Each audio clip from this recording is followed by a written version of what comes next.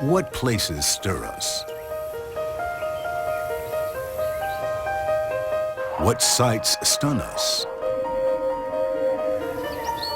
What moments move us? It's why we watch and who we tell, and what we might hope to come true. A miracle at its core is a violation of the rules of experience and the laws of nature. If faith is belief in things unseen, sport is the marvel of what we can see. So we watch. Not for the fact of what happens, but for the magic of what might. We watch for the urgency of now and the prayer of what's next.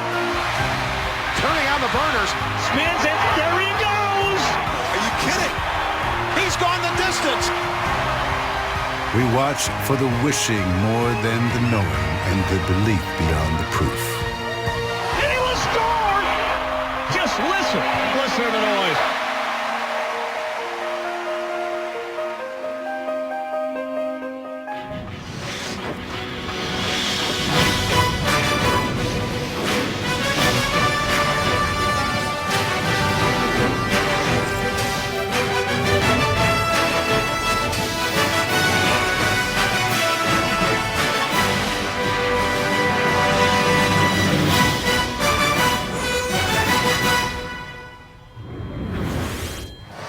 Flawless weather on this historic day. The Rose Bowl, bathed in sunshine, sitting at the foot of the San Gabriel Mountains, as we welcome you to the college football playoff at the Rose Bowl game, presented by Northwestern Mutual. We like the sound of that, the 101st Rose Bowl, but unlike any other.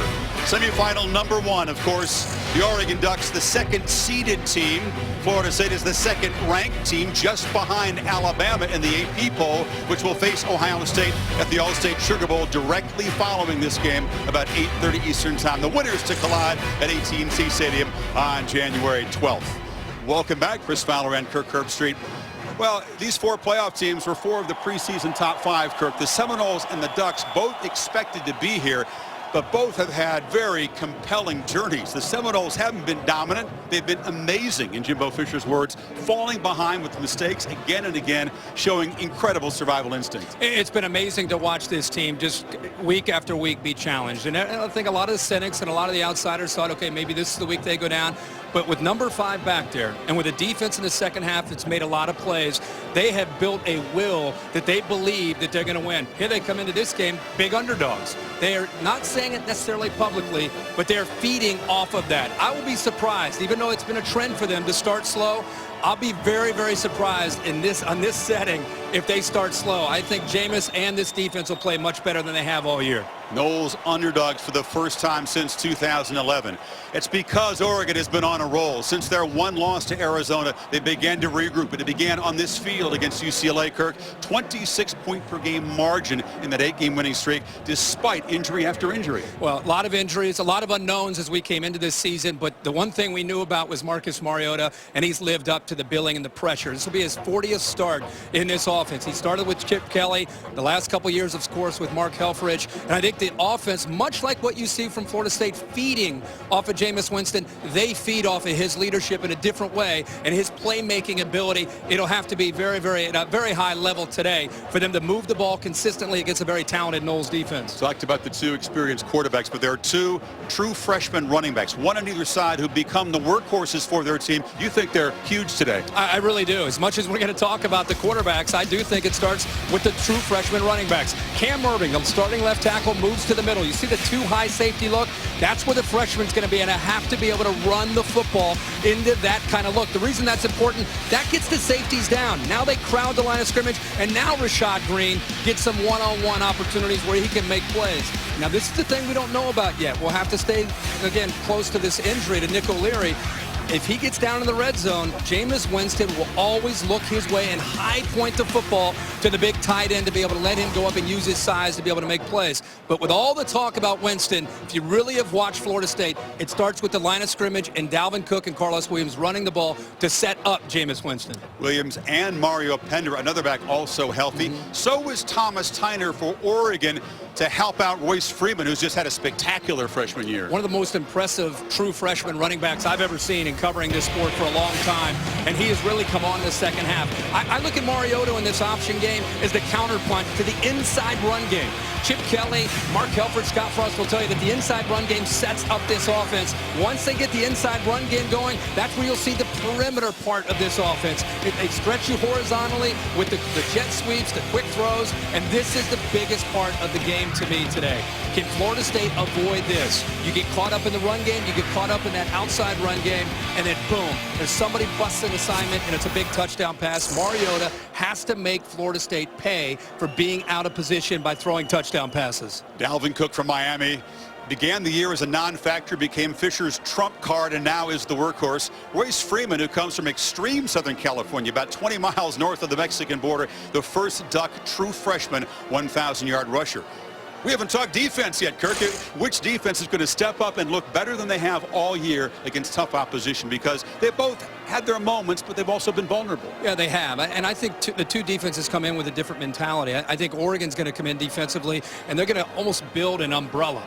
Because of Ifo Ekpreolimo being out, they're not going to play a lot of man-to-man. They're not going to live on an island with their corners against Jameis Winston. They're going to keep everything in front of them. Challenge Florida State to see if they can move the ball without making mistakes, and then try to lock down the Noles offense in the red zone. Try to make the Noles kick field goals. That'll be Oregon's approach. And I think if you're looking at Florida State, it's dealing with the tempo. It's dealing with the personnel groupings, the formations, the motions, all the eye candy that happens before the snap. That's what really can stress you. And also, let's keep a close eye on the defensive lineman from Florida State. We've seen this offense wear down talented defensive linemen in the past. The Noles have got to be wary of that and try to substitute the big fellas as often as they can throughout the game. Spending time with both teams, you've got two supremely confident bunches. No program in America has a better record this decade than Oregon. Still, though, many don't respect them. And on the Seminoles side, they feel like the whole world, besides their community, wants to see them lose, and they seem to be embracing that wholeheartedly. Yeah, and I think we've felt that this week. You know, they've tried to downplay that. I think that it's real. I think they feel it. I think their fans feel it. That's why I'd be very surprised if they started slow the way they have so many times this year. Well, so many times Florida State's been able to pull out close games. The Ducks have not played in that many close games. Well, the Rose Bowl game is about to begin to usher in this new playoff era in college football. Semifinal number 1. And for the national anthem, we throw it down to the field. The Oregon Marching Band, under the direction of Dr. Eric Wilshire, Director of Athletic Bands.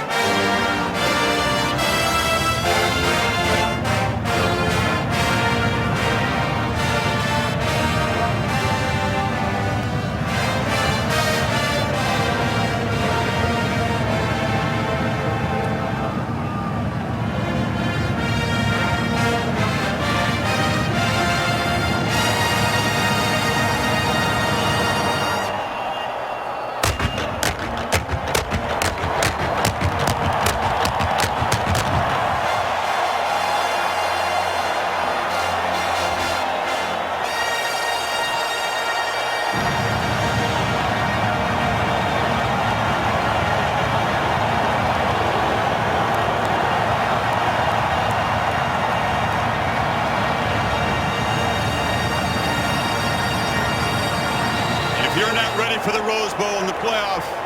You might not have a pulse. Kickoff from the pregame rush, closing in on kickoff between Oregon and Florida State.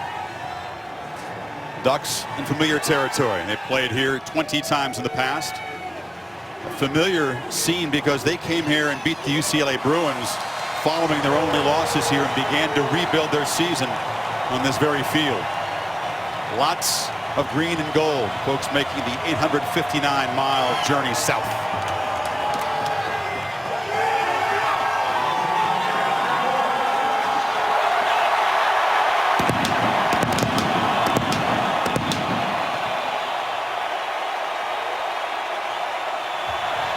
They always make a fashion statement. This is the debut of the all-apple green unis and the matte green helmets.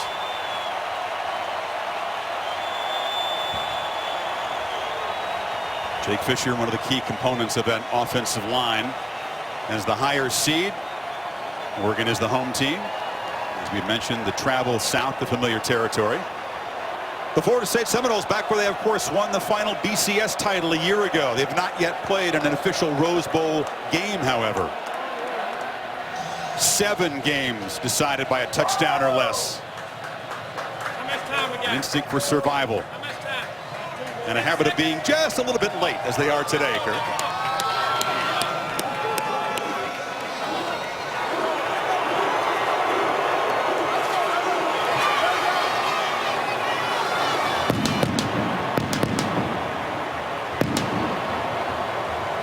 A win streak that stretches back 29 games to late 2012. This has been the Nissan pregame rush.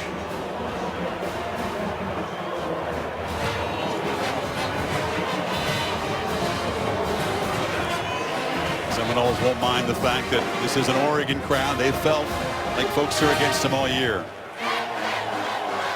The honorary captains for today's game, the great Dan Fouts of Oregon, Jamie Dukes representing Florida State, and it's Matt Austin of the SEC to toss the coin. Gentlemen, congratulations on being selected to play in the first ever college football playoff semifinal game.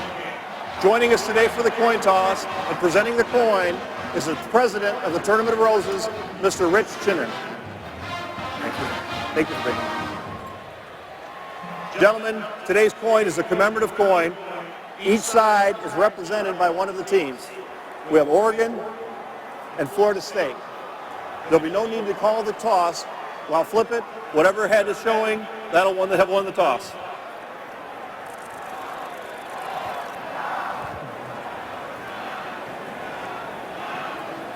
And it is Florida State. Florida has won the toss. You have the first selection. You want to defer your choice? Defer to the second half. They'll defer their choice to the second half. You want the football? Which way you want to kick it? Okay, Florida State over there, Oregon over here. So the Seminoles win the toss and defer. Mark Helfrich and his offense will get the football first. The 40-year-old Oregon native, who's 23-3 in 2 seasons, is with Tom Rinaldi.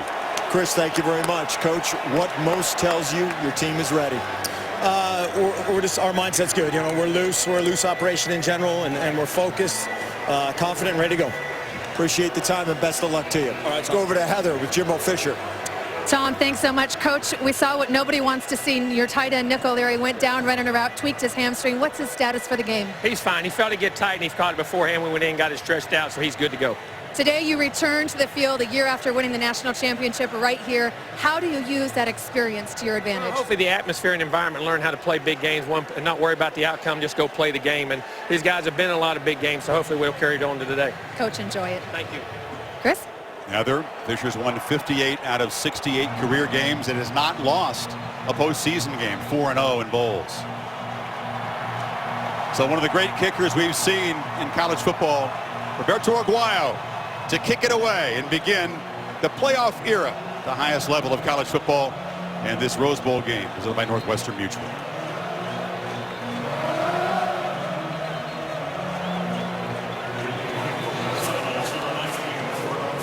Oregon can boast some dangerous return men.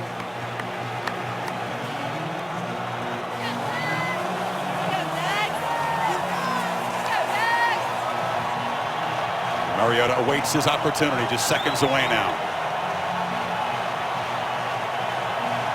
Devin Allen and Byron Marshall deep to receive Aguayo's kick.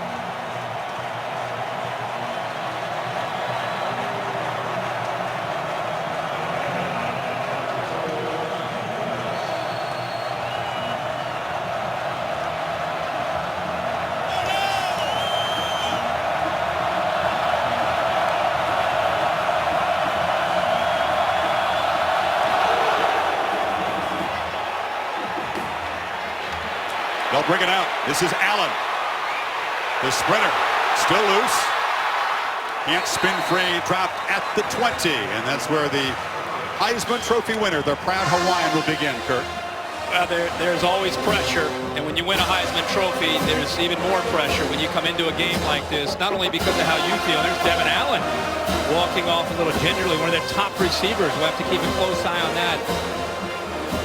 Be a significant loss. That's the 110-meter NCAA hurdles champion, the fastest guy in this offense. Yeah. But Mariota understands, if there's one guy that can handle that pressure after winning the Heisman in early December, it's him. Let's see how the Noles deal with the tempo. It's Charles Nelson coming in motion. Freeman is the tailback. They fake it and throw it on the edge, but penetrating, flying up to stop Marshall. The Noles ready for that first play. Tyler Hunter on the stop. Tyler Hunter, but P.J. Williams, these corners will be tested quite a bit on the perimeter with a lot of quick passes, and it's not just tackling in space, it's getting off of blocks, and P.J. Williams there does an outstanding job. Mariota play action, flips it short. This is Freeman, can't work free. Reggie Northrup, the junior linebacker, stopped it. It'll be third and long. This Florida State defense right now dialed in with 3 weeks to prepare. Just has a real good feel for this Oregon offense here early. Just the first couple of snaps. They blitzed him that time with the linebacker, and the other linebacker, Northrup, stayed in place there on the screen. They'll show pressure on 3rd and 8. Mariota has time, looks it over the middle, but overthrows his receiver, looking for Evan Bayless, the tight end who's filling in for Pharaoh Brown, the starter who's injured. Interesting formation from Florida State there on 3rd down. Only 3 down linemen, but they brought a linebacker blitz with Reggie Northrup, but also had Chris Casher, an outside linebacker, walked off the ball and blitzed him late as well. But Oregon picked it up. That time Marcus just missed his open receiver. The shot, Green back deep to receive the punt. Ian Wheeler, Bucks going 3 and out. Green making the fair catch at the 41-yard line. So a strong start for the Florida State defense, and now Jameis Winston, excellent field position to work with. Yeah, and remember, we always want to see how the Noles start. Their defense, 3 and out against Mariota, and now here comes Jameis Winston. Last year's Heisman Trophy winner has had a tendency to be a little sluggish early in games. He knows that he has to start fast. Ifo Ekpreolumu not in the lineup. See how quickly they try to attack the perimeter of the Oregon defense. O'Leary is in the lineup. The tight end lining up on the left of the formation. That's good news for the Seminoles so far. Dalvin Cook lined up behind Winston. Jameis flips it in the flat to the freshman. Ducks close down quickly. Here's the Chick-fil-A impact players. We'll start with Florida State. And you got to start with that running game. We talked about Dalvin Cook, how important he will be, and the way Oregon will try to defend Florida State. They want to get him going to create some one-on-one opportunities without Ekpreolumu in the lineup. And that's where Rashad Green, one of the top receivers in the country this year, will try to get the one-on-one matchups. Carlos Williams flanking Cook. It's the young guy with the ball running right, has a crease, and has a first down, or nearly a first down, at the 50, a mark of a yard short. And a really good block by Carlos Williams, number 9. Just follow him. He usually is a runner. But here they put both their starting running backs in the lineup together, and he follows Carlos Williams and picks up a nice block out on the perimeter and gives Dalvin Cook some room to set up a very short yardage situation here on 3rd down. The feeling is the Ducks don't see a lot of two-back in the Pac-12. No, not at all. It's Freddie Stevenson in front of Williams. Williams has a first down into Oregon territory, cuts it back, dragged down inside the 30. So the Noles running game is rolling.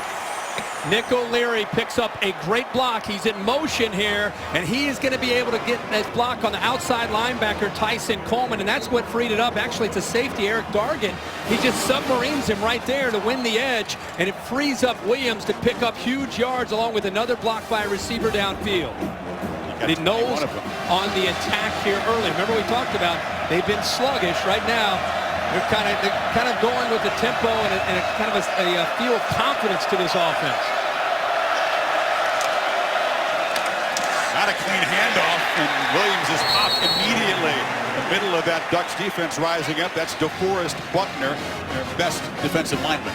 Cam Irving makes the move in the Miami game late in the year from left tackle to center. And in watching him, and you and I had a lot of their games, I just was amazed where you saw very few snaps that were concerned between he and Jameis Winston. That time, Jameis, for whatever reason, could not get the ball cleanly, and it affected the execution of the play.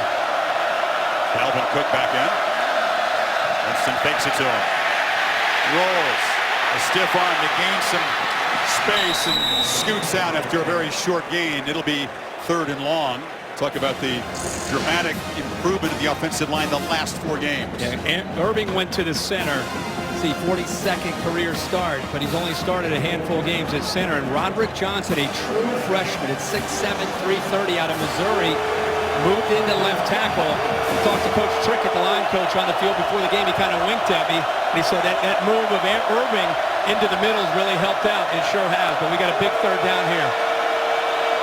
They need 7. Play clock winding down. Ducks rush 4. Winston pressured, backpedaling. And now we'll just heave it down out of bounds. So Oregon only rushes 4, but takes away time from Winston. A great job with coverage by only rushing 4 and sitting back in zone. Jameis Winston didn't have anybody to get the football to. You'll see these linebackers drop back. They sit back, take away the underneath routes. The other linebacker and safeties taking away the deeper routes. And eventually, Jameis Winston just has to throw that football away. Interesting style here on 3rd down against Winston. Instead of blitzing him, rushing 4, sitting back in zone.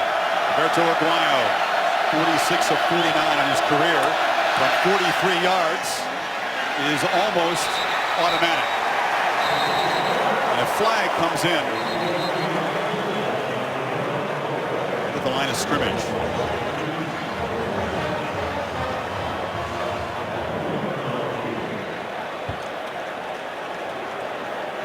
SEC crew, Matt Austin is our referee. Talking to Florida State, it would not be a 1st down, a 5-yard penalty. So Fisher may elect to just leave the 3 points on the board. Personal foul, hands to the face, defense number 86.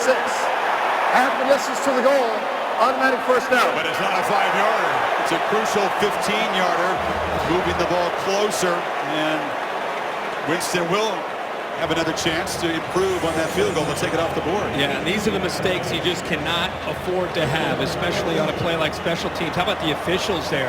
They caught French right in with his right hand up into the face mask and just pushed him back.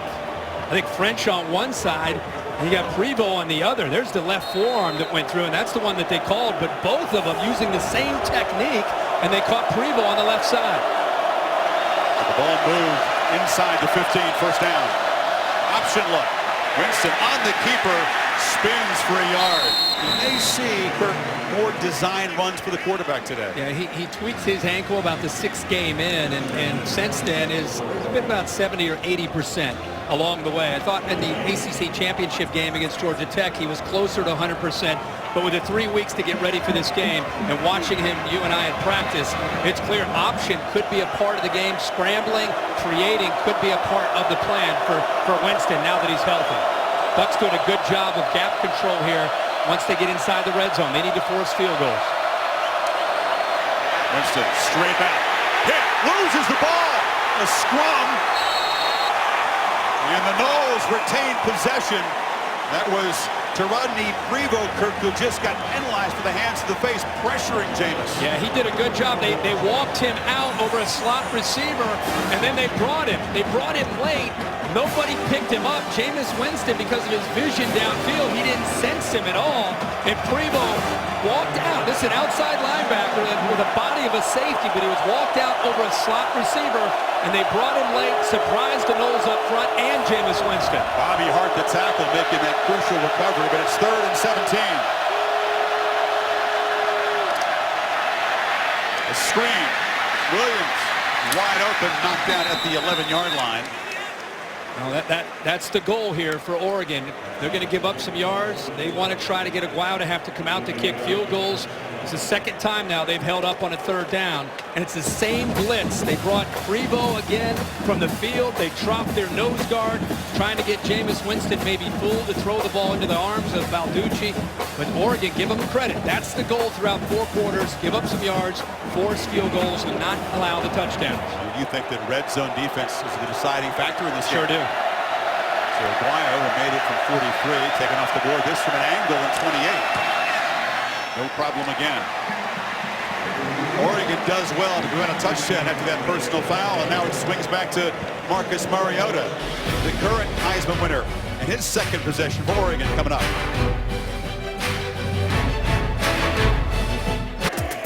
It's an easy nickname, Kirk, for fans like you of that classic 80s video game, Super Mario Brothers. I think there were 8 worlds in that game, right? We're number 8. Yeah, it took me about a month. I think I conquered all 8.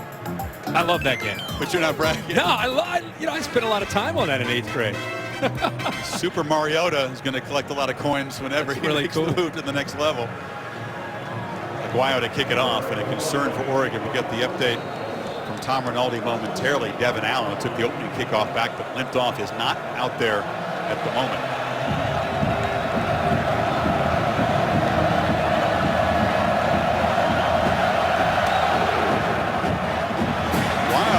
To have his field goals land in play so they can cover it, but that's shorter than he expected. And Byron Marshall trying to spin free. He stops at the 27. Tom? Well, return man and receiver Devin Allen, hurt on the opening kickoff of this game, came off clutching his right knee, Chris. He went straight to the training table, attended to by trainers and medical personnel. His return looked to be doubtful. He's just gotten off the table right now, had it wrapped, had ice on it, with players consoling him. We'll have to see if he returns. It'd have to be qualified as doubtful at this point. Freshman from Phoenix, Kirk, where you prepare, you have a great freshman season. First play this game. In the video there, it looked like the cut itself, such impact on that cut. Right away, he reached down to his knee. Mariota back on 1st down, fires across the middle. It's caught by Bayless. Doing his best to be a weapon, a factor in this game, the way that Pharaoh Brown was. Yeah, great accuracy, quick decision. That's the strengths of Marcus Mariota. Now with the 1st down, now you see Oregon. They give him a different formation, trips up to the top. Actually, 4 receivers up to the top. And they throw it into traffic, and this is Charles Nelson, one of the few Floridians on this Oregon team. The freshman, a short game. It's one thing to simulate this tempo. It's another thing to be able to go out there and deal with it. The tight end just sneaks out, gets behind the corner, and there's the accuracy that we love to see from Marcus Mariota. 38 touchdowns, only 2 interceptions coming into this game in his last 372 attempts. Bayless, only his 5th catch of the season there. This is Freeman. Bottled up, a 3rd and medium. Very early, Kirk, but these 3rd and mediums, I think, are the kinds of plays that can help decide this game. Neither defense is very good at getting off the field in these situations.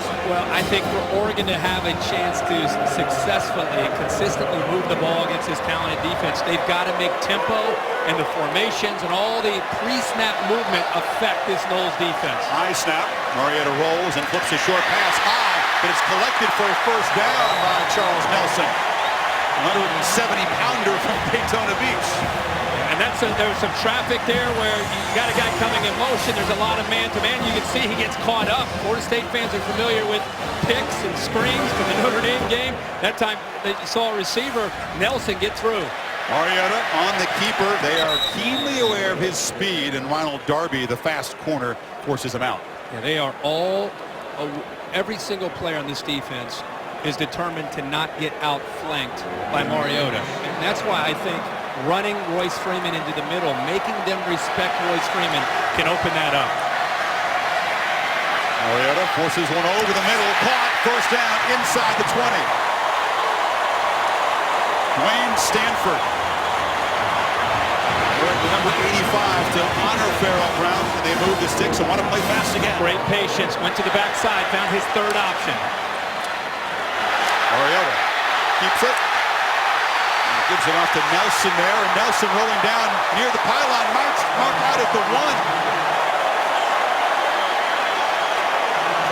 You're going to see a lot of it. Yeah, they can fool you. It's in a hurry. That's after the pitch. He goes in, tries to reach out, comes up, the ball short. Good spot. And now diving over the pile for a touchdown is Freeman. And the Ducks strike back quickly.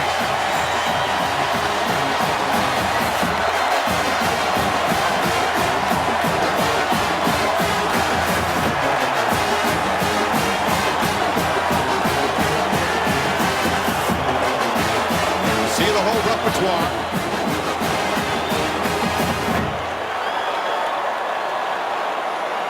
Just at the snap, therefore the last play never occurred. The previous play is under further review.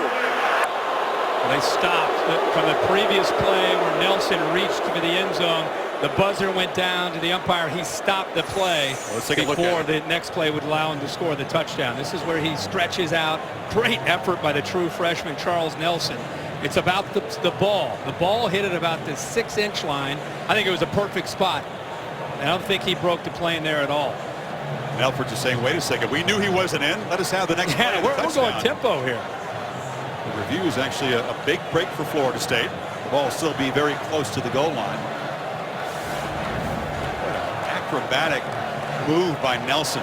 It was a great play, but I think it's a great look at it here. Where's the ball? And the ball goes underneath. Yeah, he's short of the goal line. But the play by Mariota on the play itself, you saw Florida State's outside linebacker DeMarcus Walker come down, which means Marcus will keep the ball, and then that's the next step that we see all over college football. Instead of pitching it, it's just a toss to the outside. So you watch, Walker comes down, he takes it. Now instead of running, he just kind of flips it, almost a forward lateral, because he's behind the line of scrimmage to get him the football. After review, the ruling of the original play is confirmed. Be first and goal, Oregon, on the 1-foot line. Please reset the game clock to 7:19. 7-1-9. So take Freeman touchdown dive off the board. It is first and goal.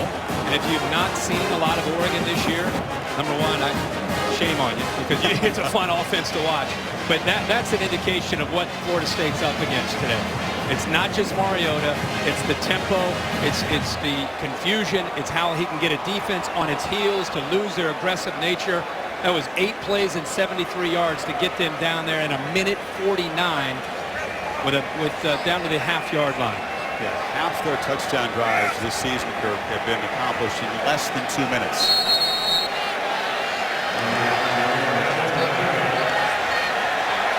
So first and goal, it's Freeman to the right of Mariota. He's got it, and he's stopped short of the goal line. Good penetration there. DeMarcus Walker got into submarine the blocker. Noles have a lot of pride, and they've got a bow up here in the middle. But you got a feeling that Mariota's going to get the ball to the edge, give him some options to the outside. Freeman again, muscles in. This one does count, and the Ducks take the lead.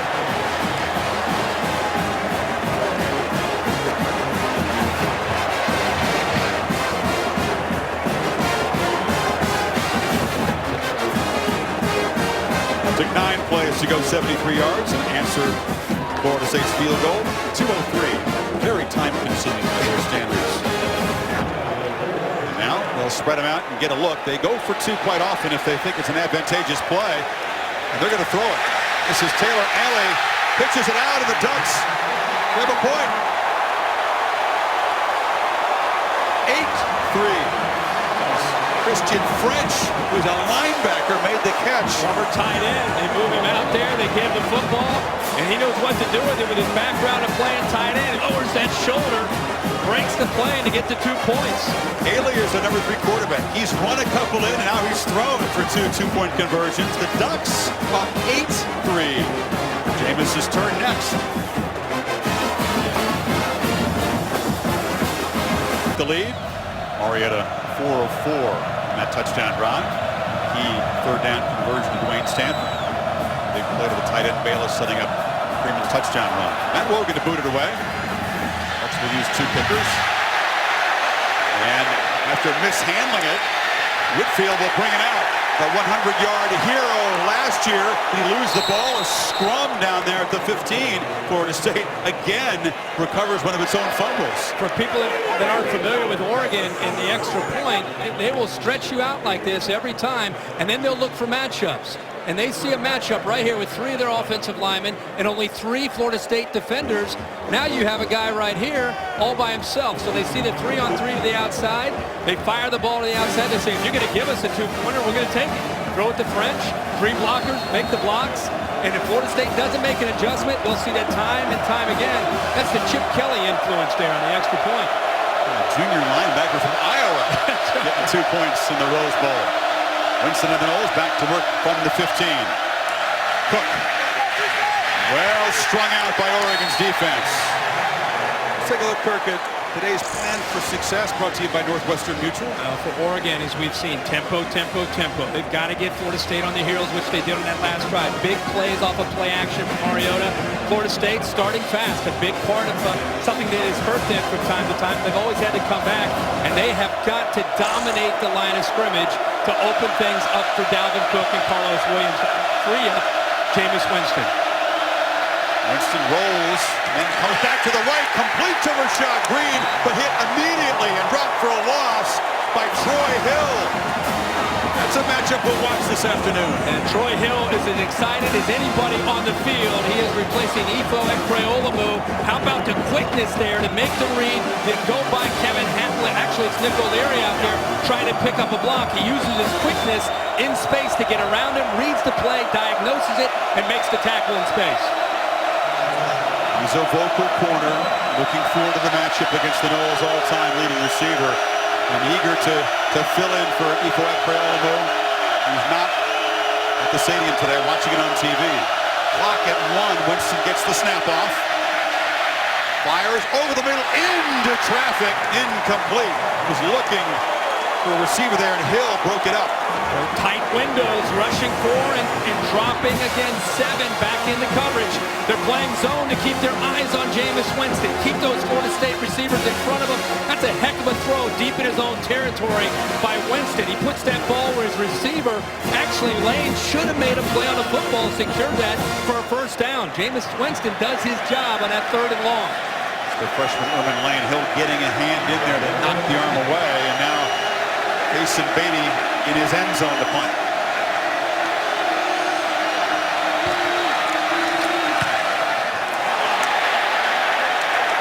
Shanked it out of bounds, and Oregon already up by 5 will have field position at the +40 to begin this drive.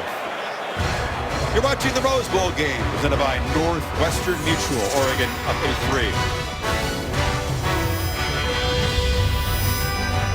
Look back to the last touchdown drive. Mariota, 4 of 4, and it was the first time in this game we've seen what tempo can do to the Florida State defense. They were on their heels.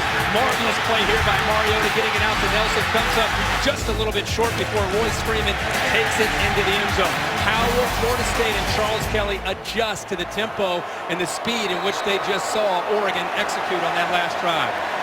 After a 27-yard punt, Ducks take over at the 40. They fake it to Freeman, fire it near side. This is Byron Marshall, last year's leading rusher, converted receiver, who's been very productive. What we're seeing right now is not just tempo, but they're stretching Florida State. They're stretching them horizontally right now with the quick throws, with the sweeps to the outside. And what that does is it opens up vertical throwing lanes and also running lanes. Mariota again fires near side. The catch made by Evan Bayless. Second for the tight end. Short game. Mariota has such command in this offense. I mean, we see the the Eagles run a version of this in the NFL, but when you're starting your 40th game, there's not a whole lot Florida State can show Mariota that he hasn't seen and had to adjust to before. Another play action fake. Mariota firing over the middle. Had a man. Incomplete. Stanford, even at 6'5", couldn't get up to that one. Great job by Mariota. Designed to come back to Stanford, but he rolls left. He gets the defense thinking he's about to throw to the flat, which he's been doing, and then comes back to the middle. Mariota scrambling around on third down. Cannot get the edge. It is knocked down short.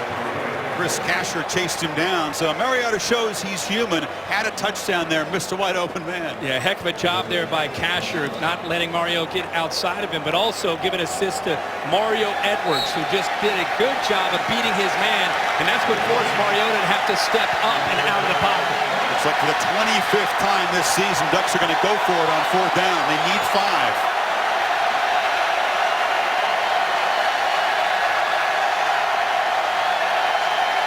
Marshall comes in motion. Mariota trying to make a late change with 4 on the play clock.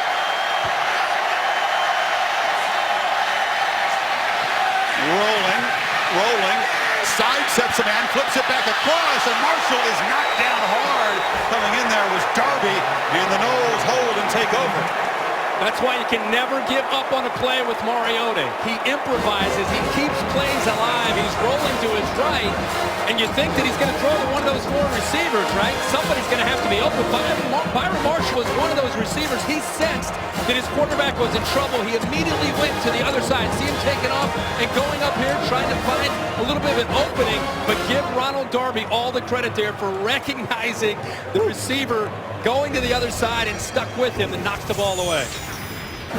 Mark Helfrich electing Kirk to pass on a 40-yard field goal attempt. The kickers are pretty reliable from short range, but they really trust Mariota more than the kicking game. That's why they went for it. And it also fits the personality of being aggressive with your play calling and your approach. This program, these players feed off of that kind of attitude from Mark Helfrich. So Winston back on first down. A high throw incomplete. Rashad Green was open, but both quarterbacks a little bit keyed up at the moment. This is just the 3rd collision between quarterbacks who've already won Heisman trophies. Matt Leinart, the most recent winner, a rout of Oklahoma for USC in the 04 National Championship game. And then Tim Tebow and his Florida Gator teammates rallied to his cause, the defense shutting down Sam Bradford in that championship game. It's amazing what Heisman Trophy winners can do to the opponent's defense. This is Cook taking off and muscling out to the 40, a first down for the freshman. Boy, great job on the right side here. Watch these blocks. Good job by the right tackle. Bobby Hart seals that inside. You get some good blocking downfield, but Dalvin Cook is a vital part of this offense of what they want to do. And that big offensive line, they're being challenged by Buckner, Armstead, and Balducci. This is Cook again. This was a running game, Kirk, that after September was ranked outside the top 100 in rushing yards. Winston had to throw a lot of passes in the month of October. They finally, as you mentioned, shifting around those linemen have gotten a lot better in the last month. Yeah, I mean, he had 177 against Georgia Tech in the ACC championship game. Had a great game against Florida as well, running with a ton of confidence. Cook has a first down at midfield for Florida State. I just continue to go back to what Jimbo Fisher told us just a couple days ago in practice about, hey, we got to be patient. Not just with the scoreboard, but with the style of defense that we're going to face. We've got to not only run the football, if Jameis Winston can scramble for some yards, we'll take it scramble. If he needs to check it down to Cook or Williams and hit the underneath routes, we need to do that. We can't get greedy trying to get the ball downfield, especially in the early going of this game. Now the senior Williams spelling the freshman Cook. Winston hoops it downfield, has a man open and is caught. Knocked out of bounds, Travis Rudolph at the Oregon 30. And the true freshman from West Palm Beach has come on huge the second half of the season. He sure has, and this is an easy read in the flat here. You see him right out here. You're going to read this defender. If he sits up, you're going to go over the top. If he drops back, then you're just going to make the easier throw underneath. This time, put an outside linebacker out in space, Christian French. It's tough for him to deal with those receivers out on the perimeter. New York Green, now the Noles playing with some tempo. Jesus Wilson on the edge.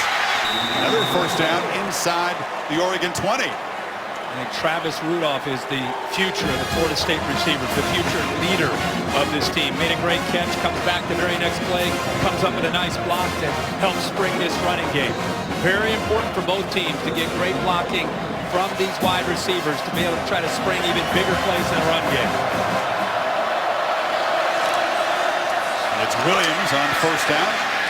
Williams, a sturdy 225-pounder who actually looks bigger than that to me, Kurt. He sure does. Remember, this is the game within the game. Oregon said that they knew they'd give up some yards between the 20s, but when Florida State got into the red zone, they changed their mindset. They want to make Florida State and Jameis Winston have to earn touchdowns down here. They'd rather see them settle for field goals. They've already done that once today. Leary's in the game, flexed to the left. They hand it back to Williams, who cuts inside the 10 and should have a first and goal. They have their big unit in there right now. Big offensive lineman, a couple big tight ends. They brought Freddie Stevenson, the fullback, in there as well. Irving at 308 is the smallest of the offensive lineman for Florida State, the center. Very good one. So first and goal at the 7. Seminoles have marched 70 yards so far after stopping the fourth down play. The clock ticking down. Jimbo Fisher talking to the officials about the play clock. Believes it wasn't reset properly. Now we're ready. And it's Cook back in the game, lined up behind the fullback Stevenson. And Nick O'Leary down in here. If they go play action early, I'd like to try to get him matched up with a safety. Cook, right up the gut, dives forward to the 2.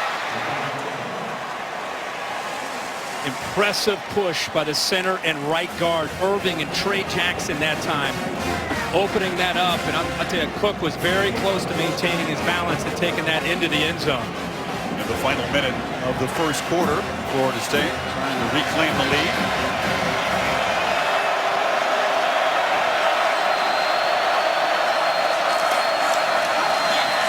Cook cuts it back, knocked down short at the 1-yard line. Ducks dive for the football. But it's Florida State ball. Reggie Daniels came in there late. Third down, about a yard away. Ducks very sound there with their gaps. Time Daniels, Chris, you talked about it. He went for the football, but he's also in place, in position to be able to prevent Cook from getting into the end zone. Ducks have been a very good third and short defense. They don't like that label that they're not tough and not physical. Williams in the I formation. And Carlos Williams tries to bounce it, but he'll be dropped for a loss on the final play of the quarter. Rodney Hardrick, the smartest of the Duck defenders, says coordinator Don Pelham made the play. A flag comes in late.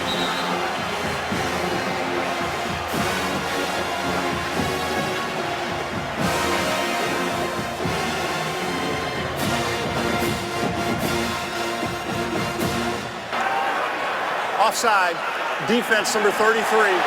Half the distance to the goal. We'll run one on-time down. So Tyson Coleman guilty of an offside that takes the tackle for loss away and untimed down about a half-yard away. Yeah, it had nothing to do with it. He's just on the edge there, lined up across the neutral zone, and it's an easy call for the officials. And Oregon's defense steps up just like they want to do. Third down, somebody's got to make a play, and that time you had Hardrick shooting that gap and also Tony Washington setting the edge. But two mental mistakes, penalties by Oregon's defense have prolonged Florida State drives. On that field goal attempt, hands in the face, and now on that third down. Untimed third down. Williams, no! And the Ducks showing they are a very stout short yardage defense. They just clogged up the middle and nowhere for the physical tailback to go. What better way to send a message to the country against this Florida State offensive line? We're not tough enough. We can't handle this. How about 3rd and short, doing it twice? They just shoot these gaps right here. Safety comes in to help out as well. You know, when you see Mario Edwards, the outside linebacker, in, they're going to run right. They tried to run right, and the Ducks win the battle at the line of scrimmage. Carlos Williams is short. Reggie Daniels helped him to stop. They got a time to think about it now. Do you go for it on 4th and 1? Get into the first quarter. Back after these messages.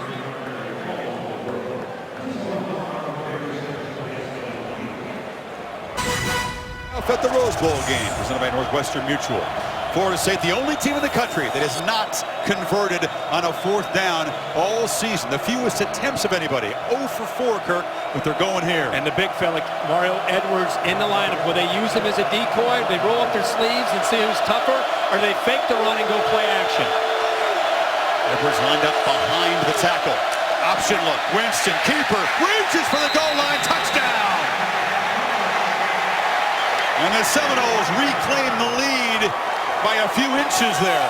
They had to work for it. Interesting call by Jimbo Fisher. A look that he has not shown much at all. On 4th and goal, Jameis loses ground, about to pitch, and then decides to cut underneath. Tony Washington grabs a hold of him, and it's really going to come down to his knee touch before he breaks the plane. He looks he down. may be down. He's going to be look down. at this. Previous ruling of a touchdown is under further review. He's going to be down at the half-yard line. Talk about tiny margins making huge differences in a game like this. Jameis may know it. Kirk, when you see teams that don't run a lot of option, go to option look plays in big moments is always sort of risky. Absolutely. I think him losing ground a little bit earlier, we'll show it again. We're going to watch the right knee. It's like it touches right about there, short. He's definitely short of the goal line. After review, the runner's knee was down with the ball short of the goal line. Ball will be placed at the 1/2-yard line. First down. Tony Washington was one of the heroes of that defensive stand for Oregon. He's the guy that grabbed Winston's leg. Absolutely. But I go back to when he was under center. Not a lot of experience running this other than practice. I thought he lost ground, and that may have ultimately cost him. Watch out, you're supposed to attack downhill, and instead of attacking downhill, he loses ground, and then instead of pitching, decides to run it, and that's where Tony Washington was about to go out for the pitch. This puts his right foot into the ground, comes back down, and makes that play on Jameis Winston to get him short of the end zone. Still haven't converted on a 4th down this season. Amazing. Mariota backed up in the shotgun now from inside the 1-yard line. And it's Thomas Tyner at tailback, but Mariota wants to flip it over the middle, kind of short-armed and incomplete. Florida State has him backed up. You know, Florida State, one thing they're doing a good job of is they're not necessarily blitzing a lot, but they're getting pressure in the face of Marcus Mariota. Tyner hit. Now the ball comes out. He was popped and diving forward to make the astute recovery was Mariota. No, Mariota reads this play, zone read, and Casher collapses down and he pulls it out. He comes down on Tyner and he just pulled that out. That's the read option at its finest there by Mariota. So it's 3rd and 3. Hands this one off, and muscling forward for a first down is Thomas Tyner, the sophomore from Aloha, Oregon. That is a big conversion here on 3rd down. One of the later pulls in a zone you'll ever see. It was a great play. And it was textbook on what he's reading. When those defensive ends collapse down, he's got to pull it out. Handoff inside. Tyner loose. Out to the 25. Another first down. E.J. Williams knocked him down, but now the Ducks will speed things up. Same read. This time Casher stays outside, and now your man short. Now they run the football up the middle.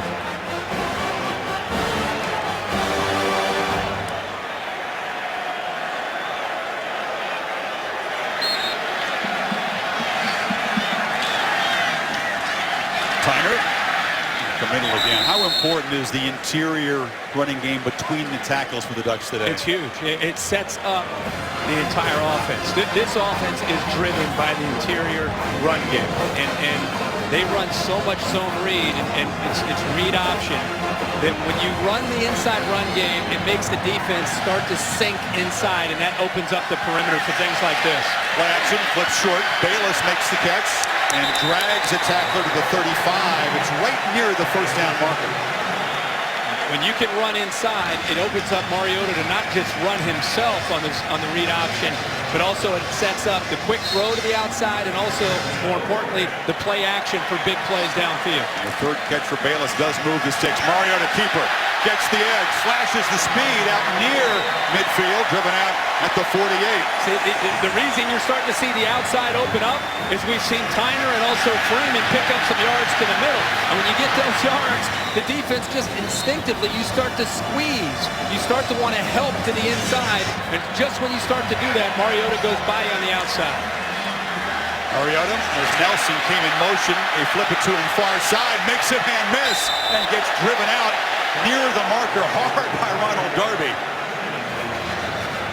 9 more yards. Yeah, 9 more yards than the freshman Nelson, who, by the way, is from Daytona Beach, Florida. Ended up all the way out in Eugene, Oregon. But when he gets the ball in space, I don't care who he's going up against, he can make you miss. Empty backfield, and Mariota, keeper up the middle, drives forward for a first down. Nelson blew out his knee as a junior. Really wasn't heavily recruited by the Seminoles of the Gators. Oregon stayed with him despite the injury, and he's been a very productive true freshman. It's Florida State defense right now. Their heads are spinning a little bit. They're prepped for 3 weeks, but to see Mariota and this tempo and the personnel groupings and the different formations, it puts a lot on this defense. Mariota, play action, now tucks it away. Trying to prolong the play, fires sideline, and it's incomplete. Out of bounds. Keenan Lowe couldn't come down with it. Every Seminole defender talking about how dangerous he is when he extends plays. He extends plays. I thought he might run this up the middle. Instead, he goes all the way off to the right. Tries to find an open man who adjusted with him. His feet are in the air, but at the time Lowe brought that football in. There's the fatigue. There's the tempo. Tyner muscles forward for about 7. That was Desmond Holland, one of the starters in the defensive line, huffing and puffing. And the Florida State coaches tried to downplay this, the significance of this. Hey, we're in great shape. We're ready to go.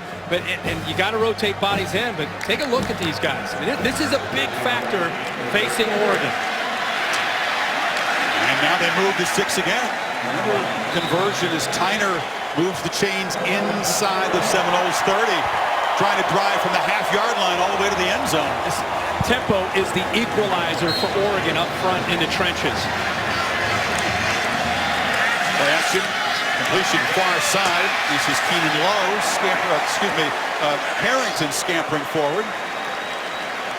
Go back to Jameis Winston being short on that 4th down. And if Oregon puts 6 on the board here, it'll be an interesting sequence of events between Florida State coming up short and Oregon maybe taking it their own half-yard line and going 99.5 yards. Tyner motions out. Mariota rolling again. Fires back into the middle. Dangerous throw. Should have been just his 3rd pick of the year, but Jalen Ramsey dropped it. Wow.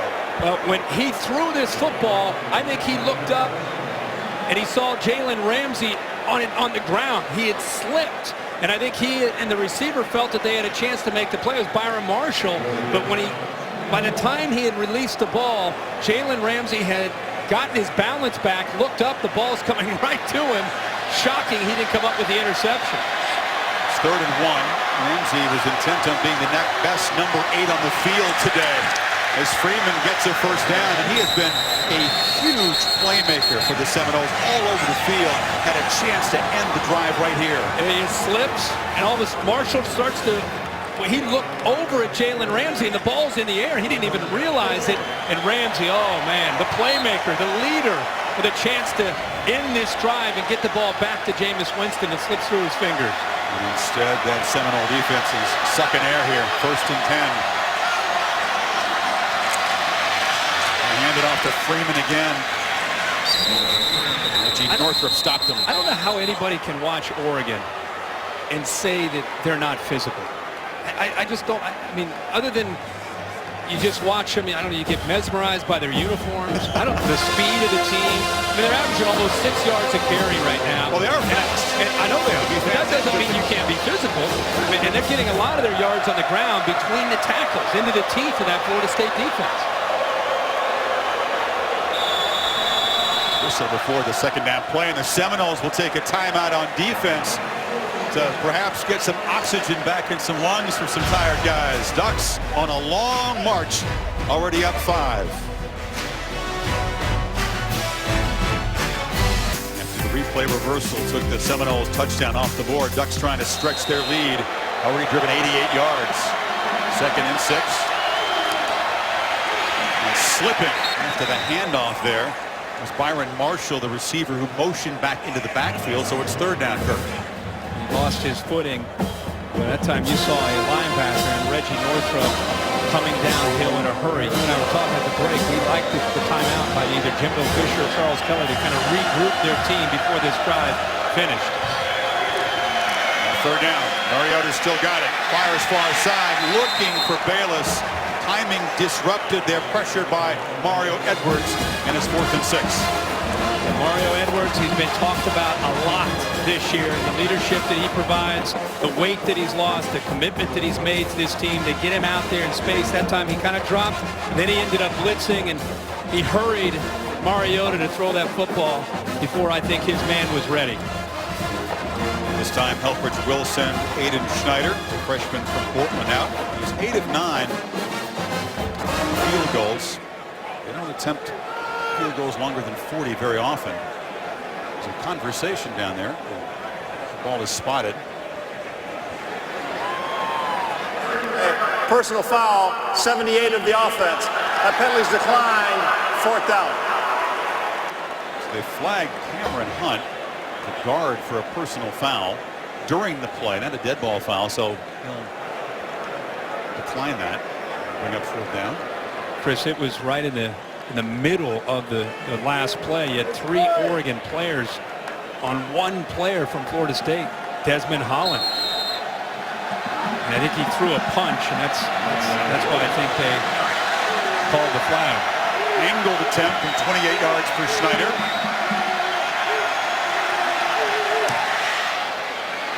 And they're very accurate from close range. Huge 88-yard drive to tack on 3 and stretch it to an 8-point game.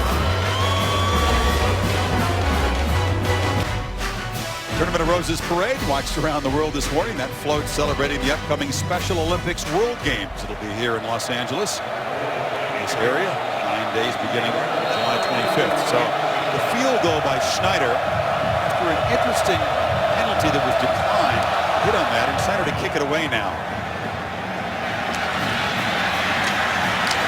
Field knocked down after darting forward across the 25-yard line. So far, Winston has avoided the turnovers that have plagued so many first halves. 13 picks in the first half, most in the FBS. Of course, after halftime, he's dialed in, played with greater urgency, thrown with much better accuracy in those comeback wins. Yeah, most of this year he's been just much more decisive in the second half. I mean, it's been somewhat of just a sluggish, quiet start for him through the air. Only 5 of 8 for 39 yards. Not a whole lot of big plays because, to be honest, his receivers aren't getting much room to work against this Oregon secondary. They fake it to Cook on 1st down, and Winston has plenty of time. Thought about launching one down the field, now tried to get it to O'Leary, broken up by Reggie Daniels. Well, this Oregon defense right now, they're taking away the deep ball, so there's nowhere to go downfield, and they're taking away the underneath throws with their linebackers. Every throw that he makes, you've got these receivers, and in this case, the tight end Nick O'Leary, they're just not used to going up against a defense that is in such tune with their routes on every single throw. 2nd down handoff. Cook cuts it back. And a 93 reception guy, Rashad Green, has 1 catch today, Kirk, for -3 yards. See all the close calls the Noles have had? Yeah, Florida State is accustomed to being in this situation. They don't panic. I mean, you have that many games where you're trailing. This team has just kind of looked at one another when they've been down, and it's almost literally like a light switch. and they've made an adjustment, and they play with a different intensity, a different focus, I think, that's helped them. But they're confident regardless of what the score is. There's an important third down, though. Knowles just 1 of 5. O'Leary makes the catch, shows the good hands, and it is a first down. A tired defense, Kirk. You don't want to sit in the back out on the field. No. Important to get those yards there. Big conversion. Nice job. Remember, we talked earlier about Nick O'Leary tweaked his hamstring. We didn't know if he'd be able to hold up. And so far in this first half, he's been able to go. Also want to talk about Troy Hill, who was on that play defending Nick O'Leary. A lot of questions. How would he hold up against Rashad Green? Stepping in for Ifo Ekpreolumu. So far, he's done a heck of a job. Winston play action on first down. Fires over the middle, complete, and that's Travis Rudolph, the freshman, with a catch into Oregon territory at the 45. And finally, there's a window for Jameis Winston to throw into. You're going to see right through this area, the linebackers clear out. A little bit of play action here. Nice job with protection. But right there, they finally give Winston a little bit of room to work with. And when you do that, he's accurate enough to make you pay for it. 17-yard gain.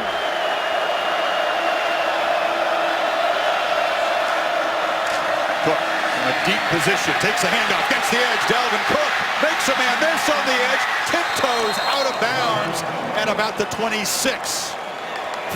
Right before that play, Eric Dargan is out of the lineup, and Tyree Robinson steps into the lineup. Watch the angle. He just checks into the game for Dargan, one of the veterans.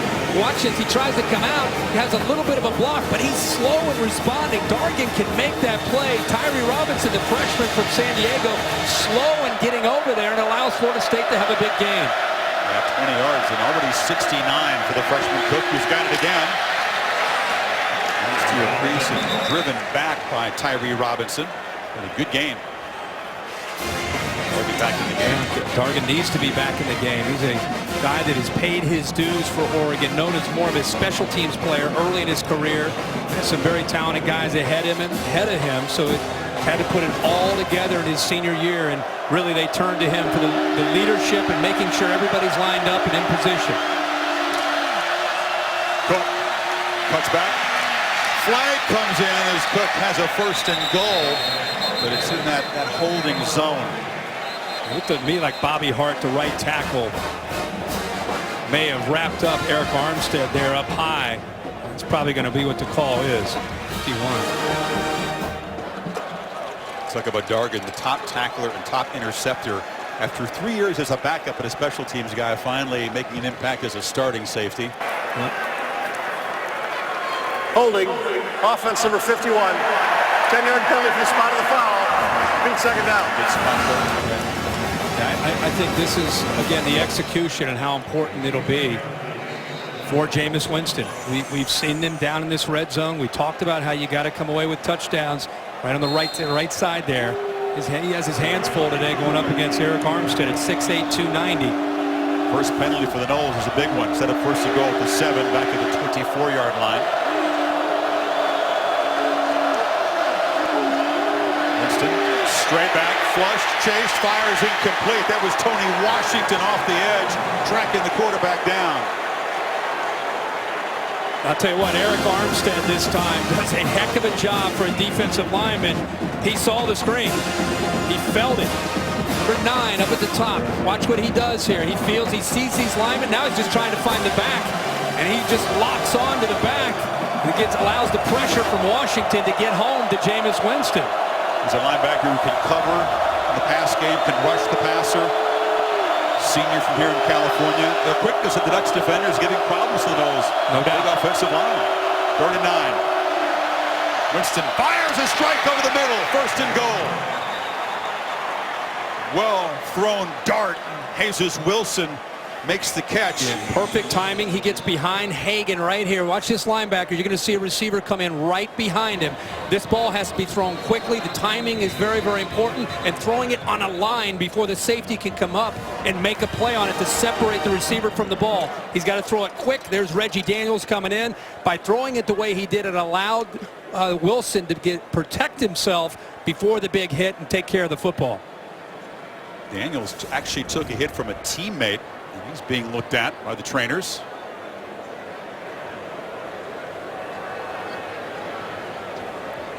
Florida State, Kirk, has not been efficient in the red zone yet. Now they have another first and goal opportunity.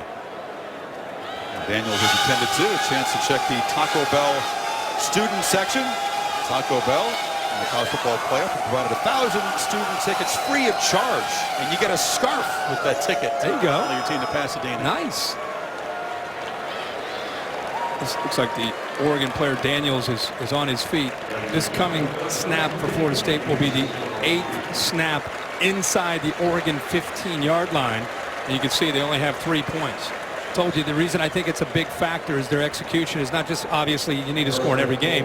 It's because we've gotten a look at the Oregon offense and how quickly they execute and how they can get that Florida State defense on its heels. You cannot settle for field goals and expect to beat Marcus Mariota and the Oregon Ducks. You have to get touchdowns when you get down to this area. Stout red zone defense is why this game's a lot lower scoring than most of us thought it would be. Ducks were showing pressure up the middle and a flag before the snap. Noles offensive line reacting to it. Prior to the snap, false start, 70 offense, 5-yard penalty, still first down. That's where Matias backed up really quickly.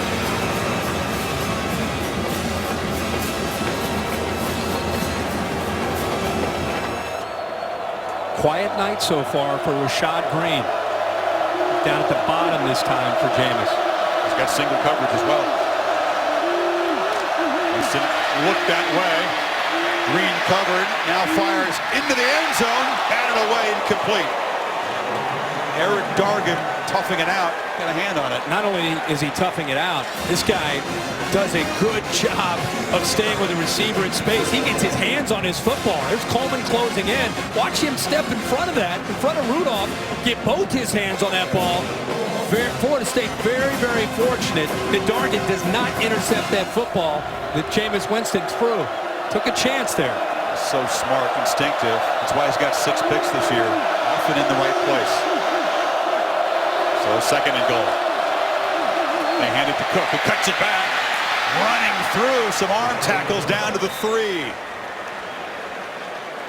What vision from this young running back and the acceleration. Watch him put his right foot in the ground when he sees the cut back behind Cam Irving, the big center. Does a good job. That ball can bounce to the outside or it can cut back. He felt the leverage of the defense to the outside, recognized it early enough, pressed it, and then cut it back behind Irving and picks up good yards to give him a shot here on third down inside the 5-yard line. Another one of those important players near the goal line. You need 3. Empty backfield. It's Green in the slot to the right. Play clock down. Did he get it off? No, flag. Did Fisher get a timeout call? No. Delay of game. Offense in the 5. That is huge. Still third down. It'll back him up to the 8-yard line. Jameis didn't see the play clock in time. It's huge, but at the same time, it does give you a little bit more room to work with. I mean, it's not as if Aguayo all of a sudden is going to struggle if they have to settle for a field goal. I mean, it's not the worst thing that could happen. You'd like to see your quarterback in tune with the play clock, but it gives Rashad Green and Nick O'Leary a little bit more room. That's typically who they try to get the football to down in this area. Green is the closest receiver now to the offensive lineman. Right here. Williams lined up to the right of Winston. Winston looking left, now back over the middle, fires, incomplete. There was a collision. O'Leary fell down, no flag. Tyree Robinson tangled up with him. Well, it was pretty physical. Nick O'Leary was locked up with Robinson, the freshman. Remember the hamstring? It doesn't seem to affect him, but boy, they are locked up and pushing on each other. Oh, wow. That's no wonder Nick O'Leary's looking, what in the heck's going on here? Where's the call? The SEC crew missed that one. Tyree Robinson just tugged on the front of the jersey. Wow. But regardless of the call, they have to settle for a field goal again. Third time inside the red zone. Potentially 2 field goals and the turnover on downs. Aguayo, who has never missed in his career inside the 40. knocks it right through. Once again, the Seminoles march a long way, 65 yards in this case, cannot find the end zone, although it should have been a first and goal there. Don Pella, the defensive coordinator from Oregon. I mean, you hate to tell your guys, hey, we're going to give up some yards, but that's part of the plan. Give up some yards, lock down in the red zone, and force field goals. Coming up at halftime, the Buick halftime report. We'll see performances from both the Oregon and Florida State bands, and we'll preview tonight's second playoff semifinal between Alabama and Ohio State down in New Orleans. Whether you had called holding or pass interference, you could have called either one of them. It would have been first and goal. And Jimbo Fisher was hot at the officials in that timeout. Oh, yeah, he sure was. Deservingly so. Deep kickoff by Aguayo will be a touchback. The winner here to collide with the winner tonight in New Orleans at AT&T Stadium in Arlington, Texas, Monday, January 12th. It's interesting. The winner of this game, there'll be the confetti, there'll be the trophy, but then whoever it is will very quickly turn to the thoughts of an even bigger game and who their opponent will be tonight, Alabama or Ohio State. It reminds me a lot of the AFC and NFC championship weekend. You celebrate, you're excited, you won your conference, and now you move on to the Super Bowl. It kind of has that feel to it. Either side said that they'll celebrate for very long. So the Ducks back to work. Slipping down there is Marshall after a very short gain. Marshall hasn't really gotten untracked, hasn't become a factor yet. No, it's an inside-outside game. I mean, Oregon has had a lot of success with going fast and getting the ball up the middle, getting the ball to the outside. There he goes again, keeping it. Mariota up the middle, shows the acceleration, then slides down after gaining first down yardage. And watch the defensive end collapse down, pulls it out, then he gets a nice block on the linebacker, Terrence Smith, and then there's just grass. Plenty of room there with his speed to pick up great yards. Now play action on first down. Mariota looks down into coverage. It's caught by Keenan Lowe. A flag comes in as he's hauled down by Darby. But the back shoulder throw that time. The defensive back was too far upfield, so Mariota throws it back. A receiver adjusts to it, and Darby never saw the football. I think it's going to come back. They're going to call maybe a push-off at the top of the route. Pass interference, offense number 7. 15-yard penalty for the previous spot. Repeat first down. It wasn't the PI call that Fisher wanted, but it's a huge one because it nullifies a massive gain. At the top of his route on these back shoulder throws, the receiver has to be careful of extending his arms and try to just kind of pass that defensive back on to come back. See some jawing there between Lowe and Darby. 31-yard gain taken away instead of 15-yard penalty. So first and 25.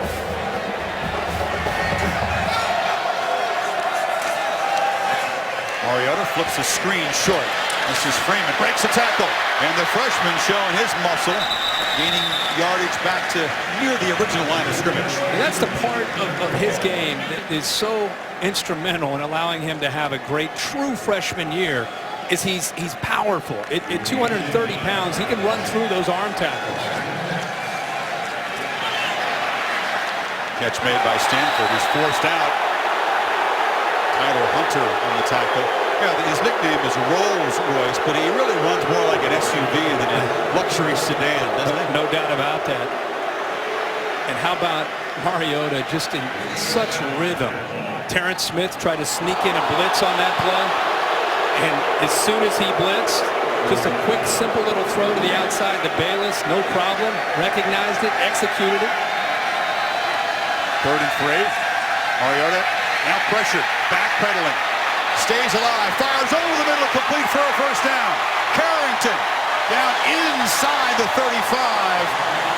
You see Mariota's elusiveness paying off.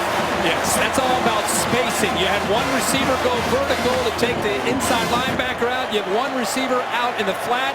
It opens up a huge void right in the middle, and Mariota finds it. Now Freeman taking the handoff. All the Noles defenders notice on tape, Kirk, how dangerous he is because he keeps looking downfield even when he's scrambling. Yeah, you have a receiver go here, you have a receiver here, then you have another receiver that kind of holds up right here, and that's really what he's looking at doing, trying to take advantage of that spacing. Guy clears out, look at the opening in the middle of that. The patience, eyes downfield, and makes the throw. It's Tyner in the game, and he's got the football. Thomas Tyner running through a tackle. tackle inside the 20. All down inside the 10. Back healthy after missing the last 3 with a shoulder injury and making an impact. Well, this is amazing to see the combination of Freeman and now Tyner healthy. Look at him run. He runs right through Tyler Hunter coming up in run support. Bucks playing quickly on 1st and goal. Tyner so eager to help Freeman out, make an impact in this game after missing the stretch run. Still in the game. They fake it to him. Mariota fires far side. Marshall hammers down near the goal line. Ramsey prevented a touchdown, but the Ducks are close. You got to get off blocks on the perimeter. That time you saw Stanford make a great block. It almost allowed Marshall to get into the end zone, but those corners out there against those receivers, it's a one-on-one battle, not just defending the pass, but being physical to get off those blocks. They flip it on short. Out of bounds, just short of the goal line is Marshall again. Knowles did a good job reacting there. That hurry up that time, the Knowles only had 2 defenders out there. There are 3 receivers to the top, only 2 defenders. Another quick play. And waltzing into the end zone is Tyner to finish off this touchdown drive. And Oregon stretches the lead to double digits.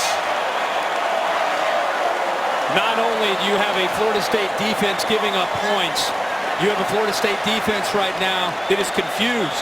They're frustrated because they can't get lined up fast enough in order to try to give themselves a chance. It's stopping the execution that's in warp speed right now for Mariota and the Ducks. How could anyone get lined up fast enough when they're playing at that tempo?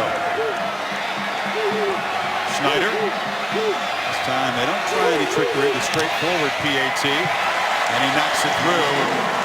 For the 4th time this season, the Seminoles are down double digits with halftime approaching. Chris, look up to the left. This is the touchdown. The previous play, they didn't even have anybody up there to stop the play. They were fortunate that the previous play didn't get in the end zone, but you can see Florida State read their body language. They're giving up points, and they're getting frustrated.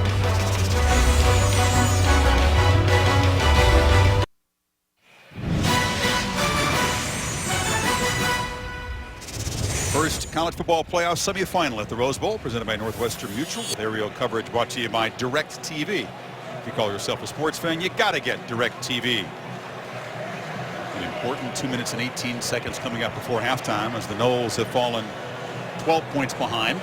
Mariota on that last drive, 6 of 6, had a 12-yard run, and more importantly, as this game goes on more and more, just in complete command of running that tempo offense and making the reads against the Noles, who have had 3 weeks to get ready.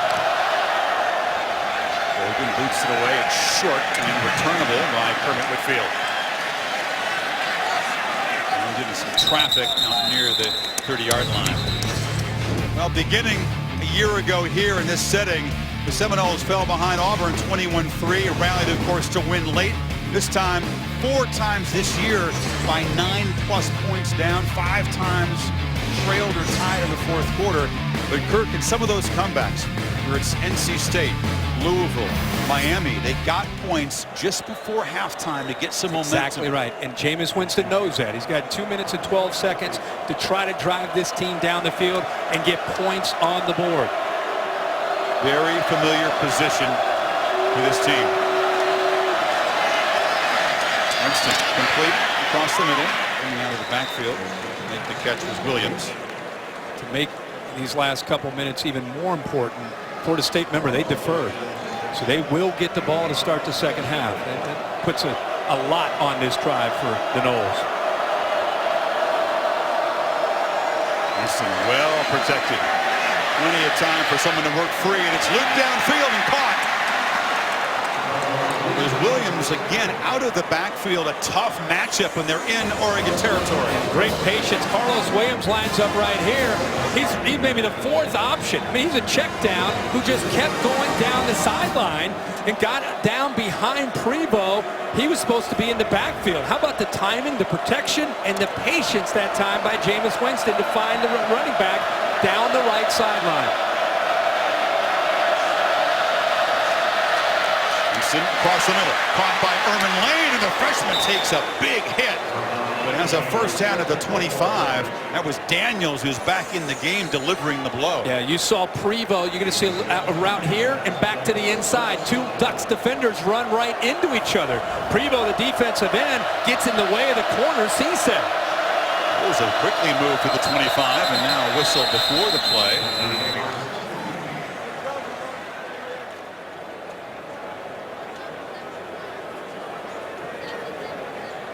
They just play so well, Kirk, when they feel urgency. Yeah, Lane, who made the catch and then took the blow back down on the field. But when they feel...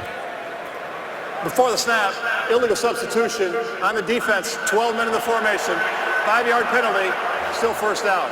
When they feel threatened, when they feel endangered, it's just a completely different intensity and tempo from Florida State. No doubt about that. Ermon Lane, who took that big blow, is up. And like I said earlier, it's really hard to describe it, but it's just a flip of the switch. The previous play on that nice slant that they executed took a big hit that time by Reggie Daniels. Then another one from Cisse. He said, hey, enough's enough. I'm going to take a little breather. So 1st and 5 after the penalty. Williams cuts it back as a first down inside the 15. Seminoles having to look for some other answers, Kirk. You talk about Rashad Green with 93 catches this year, O'Leary with 47. Combined, they've got 2 catches for 1 yard. That's it. Yeah, and that's Jimbo Fisher constantly feeling out a defense, trying to find answers, making adjustments. Final minute of the half now. Winston, again, ton of time, rolling out, taking off, and knocked down at the 10. 41 seconds to play. Good job of not only picking up yards, but getting out of bounds. Still have the 2 timeouts with 41 seconds to go. I'm Oregon playing some man, and that's why it freed up the underneath for Winston to pull the ball down and take off. Again, we've not seen him do that a lot this year because of the ankle, but now healthier, he can. Back down to this red zone. Do they settle for field goal or they get a touchdown? Leary in motion, and they run it to that left side. Williams breaks free, stutter step, standing up, touchdown.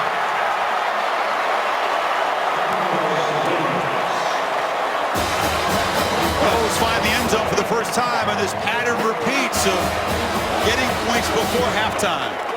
Knowles say, you know what, we can score in a hurry too. 6 plays, 71 yards in a minute 35, and Carlos Williams, the veteran, the senior, stepping up, making some plays. But the Oregon Ducks brought the blitz that time, and the offensive line from Florida State picked it up nicely, and that's what freed up Williams to take it into the end zone. Guile makes it a 5-point game. Williams, who had a concussion against the Gators, have missed the ACC championship game, hasn't been a factor in the second half of the season much. See these 2 linebackers, Chris, coming up in the blitz. Nice job up front by this offensive line, picking it up, feeling it. The center, Cam Irving, comes back on the blitz. Boy, I'll tell you, Cam Irving, look at 75 to the middle of the field. He's on a double team. He senses the blitz. He turns back and picks that up. And another Bobby Hart downfield. Great execution up front. Made it pretty easy for Carlos Williams to get into the end zone. Sure was. That is a running lane. No doubt. Williams gets the credit, but really it was the line and the execution. See what Helfrich elects to do with the final 36 seconds. Ducks do have 3 timeouts. They're not the best in field goal kicking, so. You're right, they're going to have to go a long way to get in range unless they can set it up as a return here. Pointed out the Bulls will get the football at the end of this second half. That was huge. They don't panic. You know, they get down, and they've done it all year. It's almost like it's more of a comfort zone for them. Seems like they react much better collectively when they get down. Touchback. So Mariota 36 seconds to work with. Marcus 17 of 24. Hasn't yet thrown a touchdown pass. In fact, both these quarterbacks who have a touchdown pass in all of their career starts haven't found the end zone yet. No, not yet. And Mariota also has run the football, about 39 yards so far on the ground. Jameis Winston, a quiet night, but it's early. he usually turns into a different man when he comes back after halftime. So we'll see if he's able to make some adjustments with Jimbo Fisher to try to free up Rashad Green and Nick O'Leary, who haven't been much of a factor at all in this game in the first half. Freeman just takes the handoff and spins back. We'll see if the Ducks just let the time run out. We'll stop the clock.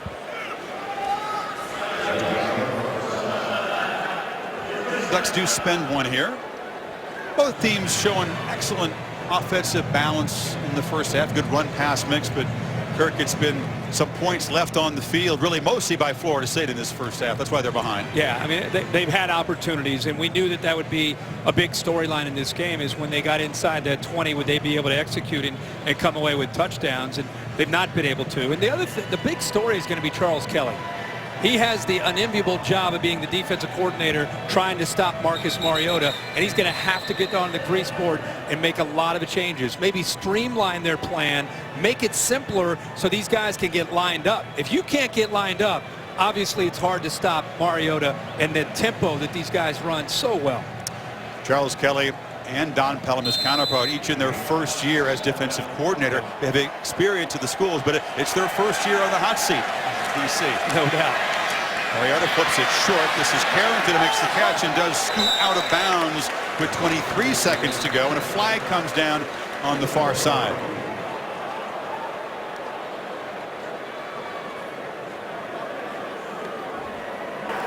Holding, offense 85.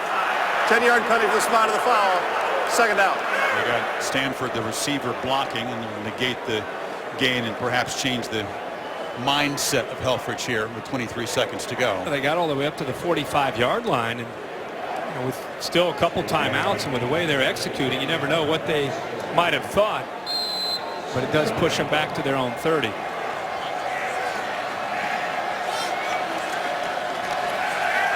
Mariota rifles the ball over the middle. Diving attempt picked off by Andrews, and Mariota throws just his third interception of the season. Wow, you do not see that happen very often from Marcus Mariota, and it's why Scott Frost is willing to take some chances late in a half. He definitely got his hands underneath that. The elbows are underneath. That is an interception by Nate Andrews, a playmaker for this Noles defense over the last couple years. And now you get the football back to Jameis Winston, still with 16 seconds remaining and with 2 timeouts. Remember, with Aguayo, you only need about 15 yards to have a shot. They have 16 seconds. Winston fires, far side complete. It's an effective play as Wilson scoots out of bounds to save those timeouts. 12 seconds to go. Great recognition, a soft corner into the boundary, an easy throw, an out route, throw it, take the yards, and get out of bounds. One more of those, and they'd be in pretty comfortable range for Aguayo. There's a career long of 53, but could kick one from even farther. Short catch across the middle by Green, first down. Call the timeout. Still have another timeout. That way, if you want to try to get it in the middle of the field, run the ball into the middle of the field, call that last timeout, give them a little bit of a better chance. So more than likely, you'll see Jimbo Fisher do here is either with Dalvin Cook or Carlos Williams, try to get the football into that middle where you give Aguayo, who I would contend one of the best college kickers that I think I've ever seen. I mean, the great leg strength, incredible accuracy, and he's loose. Look at him. He lost this year's Lou Groza Award by 2 votes after winning the trophy last year.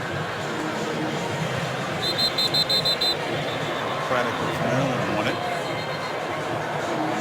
So Helfrich was so much trust in Mariota. It's just shocking when you see him make a mistake like that. And Florida State could grab 3 points they never expected to get. No, I mean it's not part of the way his computer is programmed. No. You just don't see it. 8 seconds to go. Winston fires. Oh, just off the hands of Rashad Green, who was inside the 20. Now with 3 seconds to go, Aguayo trots out right near sort of the career-long range. What's more rare, Mariota throwing an interception or Rashad Green dropping a ball? We've seen some strange things I know it's a tough catch, but not for him. Rashad Green catches that ball. He's had a funky first half. By the way, 2 catches for 4 yards. I think a gutsy play call by Jimbo Fisher to take that chance to get it that much further. I thought he might get it just to the middle of the field and pick up maybe another 3 or 4 yards on the run.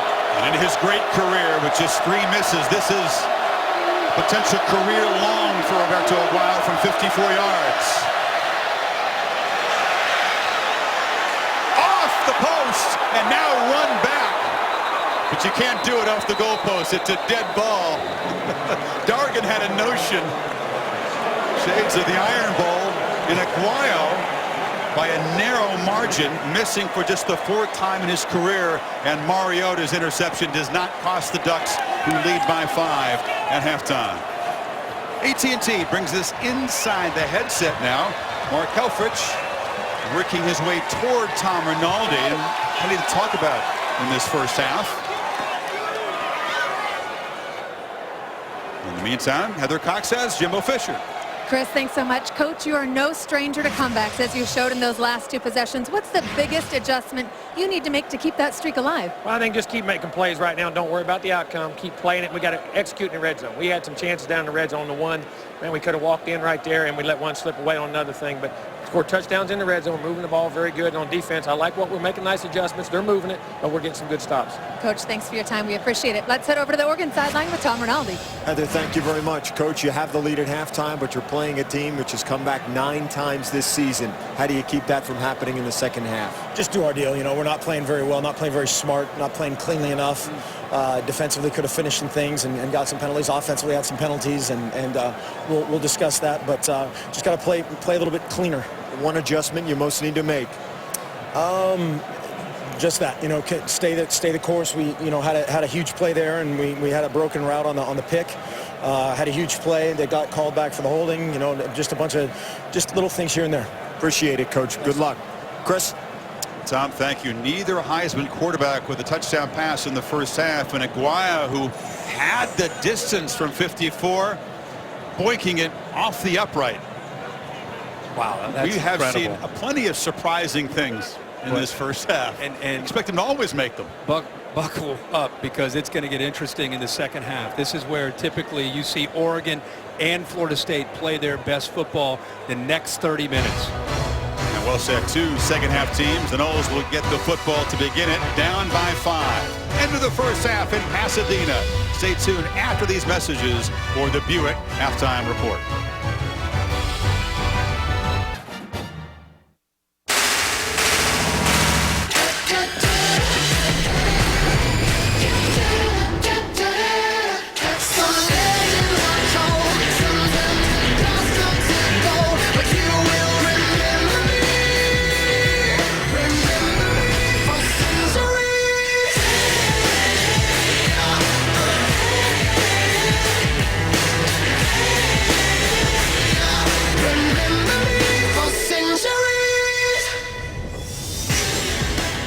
Rose Bowl lights on, ready for the second half. Welcome back to the college football playoff at the Rose Bowl game, presented by Northwestern Mutual. Interesting first half. Oregon had the ball 5 minutes less than Florida State, but squeezed in 3 more plays. Both offenses, Kirk, moving the ball pretty well, but all the important plays in that half really came down inside the 15-yard line. Yeah, they sure did. We saw Florida State in many cases have to settle for a field goal. They didn't convert there on that 4th down, but look at the Home Depot coaches' adjustments. It's what can this Noles defense do to get Marcus Mariota off track and running and executing this offense. Simple zone read. He pulls around, picks up big yards here. They blitz him. They get to him. He's able to pull away and find an open receiver. And this is probably the theme of the first half, the tempo, how it impacted Florida State. In many cases, not even getting lined up right, definitely on their heels, losing their aggressive nature. And that's something that Charles Kelly's going to have to try to come up with an answer for. Chance for the Noles defense to rest. Now Florida State will go back on offense to begin the second half. Bogey kicks it away to Whitfield at the 1. Kermit can't quite get the corner. Good coverage from Oregon. Not down at the 20-yard line by Keenan Lowe, the receiver. Love to see these receivers from Oregon on kickoff coverage. I remember Jeff Mayo years ago from Oregon score a touchdown. Next thing you know, he's downfield covering a kickoff. Took more pride in covering the kickoff and making a tackle. And there's Keenan Lowe continuing that tradition. And you also have Charles Nelson, another freshman wide receiver, covers kicks and makes a lot of plays on kickoff coverage. Yeah, Nelson, a freshman receiver. He's had 16 tackles this year. That's an insane number. Yeah, he's a little guy. He's 5'8", 170 pounds, but they say he's just a ball hawk. He goes in and throws his body in there. So the second half, when Winston typically shines, they start from the 20, and Jameis fires over the middle, complete for a 20-yard gain. It's Travis Rudolph, who stepped up because Green's had a quiet game. Watch the middle of the Oregon defense underneath open up. The two linebackers separate. There's the window. Jameis made a throw earlier in the first half, one of the few where he didn't have somebody in his face, and one of the few where he had a man open. They start the second half where the Red Sea just parts and he makes an easy throw. 20-yard gain. Cook cutting it back. Desmond mentioned he was very productive in the first half, closing in on 100 yards. Do you expect to see a heavier dose of number 4 in the second half? Well, Jimbo usually just goes with the hot hand, and as much as Dalvin Cook looked good, there were moments where the senior Carlos Williams came in there and did a nice job as well. But I'm going to tell you something. If I'm Jimbo Fisher, I'm challenging my offensive line because as much zone and as soft as Oregon has been with coverage, the answer is running the football and controlling the line of scrimmage. On 2nd and 9, Winston has excellent time and again fires across the middle, complete for a first down, and that is Rashad Green, who so often becomes a factor in the second half. You see the adjustment from Jimbo Fisher. He's attacking the interior of the Oregon defense. They're sitting back in cover 2, trying to keep everything in front of them. So they're going to start to try to attack the linebackers from Oregon if they're not getting the proper depth and recognizing those crossing routes. There's another first down throw. Again, over the middle, incomplete. That time overled Travis Rudolph down to Heather Cox. Chris, now just 3 catches for Rashad Green, no catches for Nick O'Leary. Jimbo Fisher's take on it: we are taking what the Oregon defense is giving us. It has nothing to do with Nick O'Leary's tweaked hamstring that he pulled in warm-ups. Yes, he'd like to get the ball more to Rashid, as you just saw, and to Nick. The biggest thing, red zone execution. We have got to score touchdowns instead of field goals inside the 20. There's a 2nd and 10 handoff to Cook. He bounces it, now cuts back, follows a block from Rudolph, and muscles, loses the football. Oregon's got it. At the end of the run, the ball came out. And the true freshman coughs it up. What a great effort by Derek Malone not to give up on the play. 22 will come in from behind and rip that football out before Cook's knee touches the ground. This is a great game. Florida State did a nice job on the outside zone play, but 22 Malone, who was behind the play, was no longer involved in the play, but he didn't give up on it, came back to rip the ball away and create the turnover. And I always talk, Kirk, it's no matter how brilliant you are as a true freshman back, you often see guys lose the ball in plays like that. Mariota, first down throw in traffic on the edge, and Nelson couldn't come up with it. Just the different level of intensity, bigger, stronger guys ripping at the ball. Cook has worked hard to try to conquer that fumbling problem. Jimbo Fisher right away going over and talking to him. And I think that's important for a head coach to do with any back or anybody that makes a crucial mistake, let alone a true freshman. Mariota fakes it to Freeman and now fires. Carrington running free, still on his feet. Hurdled a tackler and dives now near the 35-yard line of Florida State. And the Ducks up to the line quickly. There was a bust there in coverage, a combination of coverages, half the defense playing zone and on the right side playing man. So when Carrington broke free, he had a lot of room to work to the right side. 34-yard gain. They barely got the marker set before Mariota snapped it. And now Nelson driven out after a short gain. Much better job by Florida State there getting off. Now you're going to see him work across, but when he does, once he makes the catch, look at the man-to-man, and that allows him to just be able to pick that up and run for more yards because of the coverage that the corners went downfield, not to mention a pretty nifty move there to get around P.J. Williams. The flag on the field, near side, near the line of scrimmage.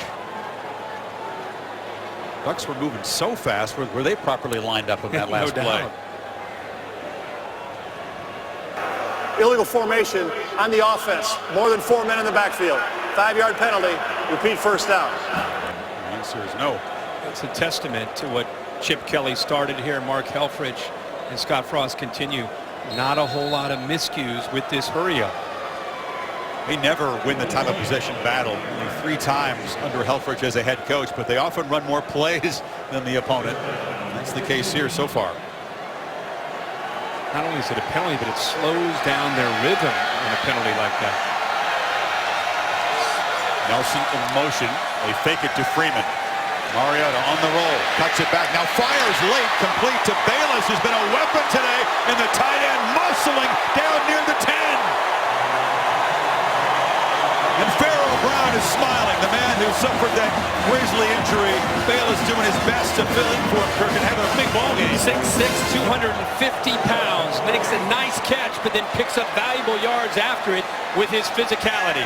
Got 30 yards there. The Knowles barely lined up before Freeman hammers ahead. Here's a flag. Northrup made the tackle. Face mask, it looked like on Northrup.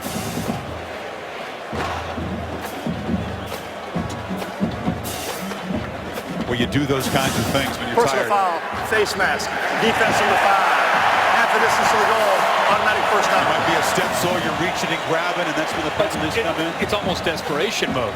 You know, I mean, they come up with a big 30-yard gain, and before you can really reassess what just happened, the ball snaps. And then, now you're trying to make a play, and there's 5 reaching in with his hands, doing anything you can. Grab a jersey, grab a leg, in that case, grab a face mask to try to prevent him from getting into the end zone. First and goal.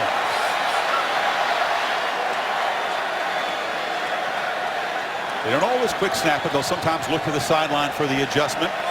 Scott Frost is the play caller, former Nebraska quarterback and NFL safety.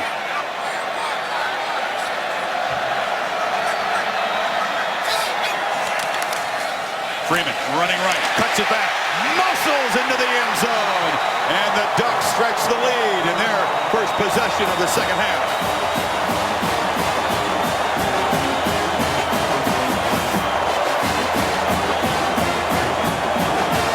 Cook's fumble turned the ball over, and the Ducks march 69 yards in 5 quick plays. Second touchdown for the Ducks' true freshman tailback.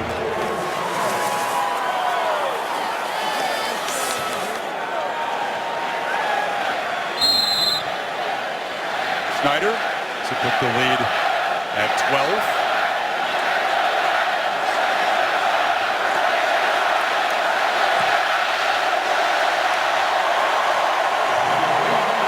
So the fumble by the young freshman, Dalvin Cook, sets this up, the touchdown here. Watch the center here, Chris. This is really impressive. You don't see a lot of centers. Grassu, watch him pull and seal it backside.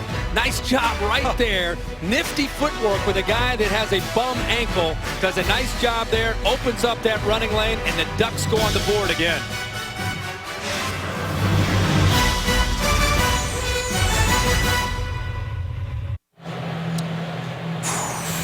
This personal foul, keep an eye on number 7, Matthew Thomas from the Seminoles on the extra point. After the kick. Got his hand up in the face of Washington, so the Ducks up a dozen for the second time today. Will kick off from midfield. Redshirt freshman has been a little bit prone to some loss of poise this year. Great player. Part of the frustration trying to defend this Oregon offense. And Oregon just boots it way out of the end zone.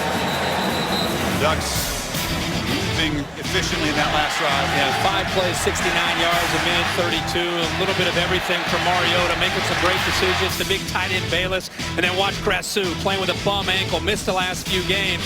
Here, pulling and then sealing Derek Mitchell to free up the run there for the touchdown. You wonder, Kirk, the tight end hasn't been featured much since Pharaoh Brown's awful injury. Bayless has as many catches in this Rose Bowl as he had all season, and for more yards. So he has stepped up, and perhaps the Knowles not paying up to now a lot of attention to him. And with Mariota, he does not predetermine. He's reading the coverage, and if Bayless is open, he's going to make the throw. Coach Williams back in the game, and Carlos Williams quickly knifing back to the left for close to 10-yard gain. Jameis Williams has a little bit, I don't know if he's healthier. He's got a little bit of a different feel to him tonight. I mean, he is running with passion. He bounced over in the pregame and shook my hand and said hello. I said, "You feeling great?" He said, "You had a concussion and it had missed some time. Didn't play in the ACC championship game." And second and very short, has to fight for a first down across the 35. The reason Oregon's been able to play so much zone, kind of a bend but don't break type of defense, is they've relied on that defensive line. DeForest Buckner, 44, Alec Morducci, 56, and Eric Armstead, number 9. These three guys have been asked to hold up, eat up blocks, free up those linebackers, and not only are they doing that, sometimes they're getting penetration against the Florida State O-line. Alvin Cook lined up deep. They fake it to him. Winston rolling back and fires underneath to the fullback, Stevenson, who's out near midfield before Daniel stops him. Another first down. Well, they just lost him in coverage, something you don't see very often. He's right here. He's going to delay and just work his way underneath. You combine that with the action. You get the linebackers out of position. A nice block there by Nick O'Leary. He's fallen off his back foot because of the pressure that he feels from Prevo, but still throws an accurate ball there to the big fullback. Action on first down. Winston pressured, loses the ball momentarily, picks it up, but is sacked by Tony Washington. Second sack for the Ducks. A delayed blitz that confuses the offensive line. And again, Jameis Winston, he's right here. Looks like he's in coverage. He'll sneak out, and then he'll come. Now, Dalvin Cook doesn't see him because he comes so late. The line didn't adjust that way, so he comes free again. We've seen Prevo come free a lot off the edge of some delayed blitzes that the offensive lineman or the running back have not been able to account for. Washington the pressure. Tyson Coleman cleaned it up. They lost 11 yards. Play clock down at 1 as Winston just gets it away. Fires near side, incomplete. Just over the head of defender Dargan and short Rashad Green, who continues to have a frustrating game. Yeah, it's very, very surprising. Not seen Rashad Green held in check. And what makes that an amazing storyline is Ifo Ekpreolamu is not in this lineup for Oregon. We thought it'd be a clear advantage for Florida State and Green. Troy Hill told us, "I got some for him. I will jaw at him, I will jam him, and I'll shut him down." That's a brash statement against a great receiver, but so far Green hasn't been an impact player. 3rd and 21. Far sideline catch made, first down. It's Wilson. A nice strong throw by Winston. Boy, just make sure, just check that he gets his feet down for the first down. It's a nice catch, gets both his feet down. Remember that play, Kirk, 3rd and 21. Yeah, that is a huge play to keep this drive alive, and Jameis is going a little bit of tempo himself. You're down a dozen points to a rolling offense. Keep the drive alive with a big conversion, and now Green a short gain as they get it to the edge. Go back to the previous play, similar formation. You see Bobo Wilson, who's lined up at the line. He just gets lost in coverage. That's the young man, Chris Cisse. I don't know if he and Eric Dargan were on the same page. You have one guy's a senior, one guy's a freshman who was in for Ifo Ekpreolamu. My guess is Cisse that time should have sunk back in coverage, especially on 3rd and 21. Don't worry about the underneath throw.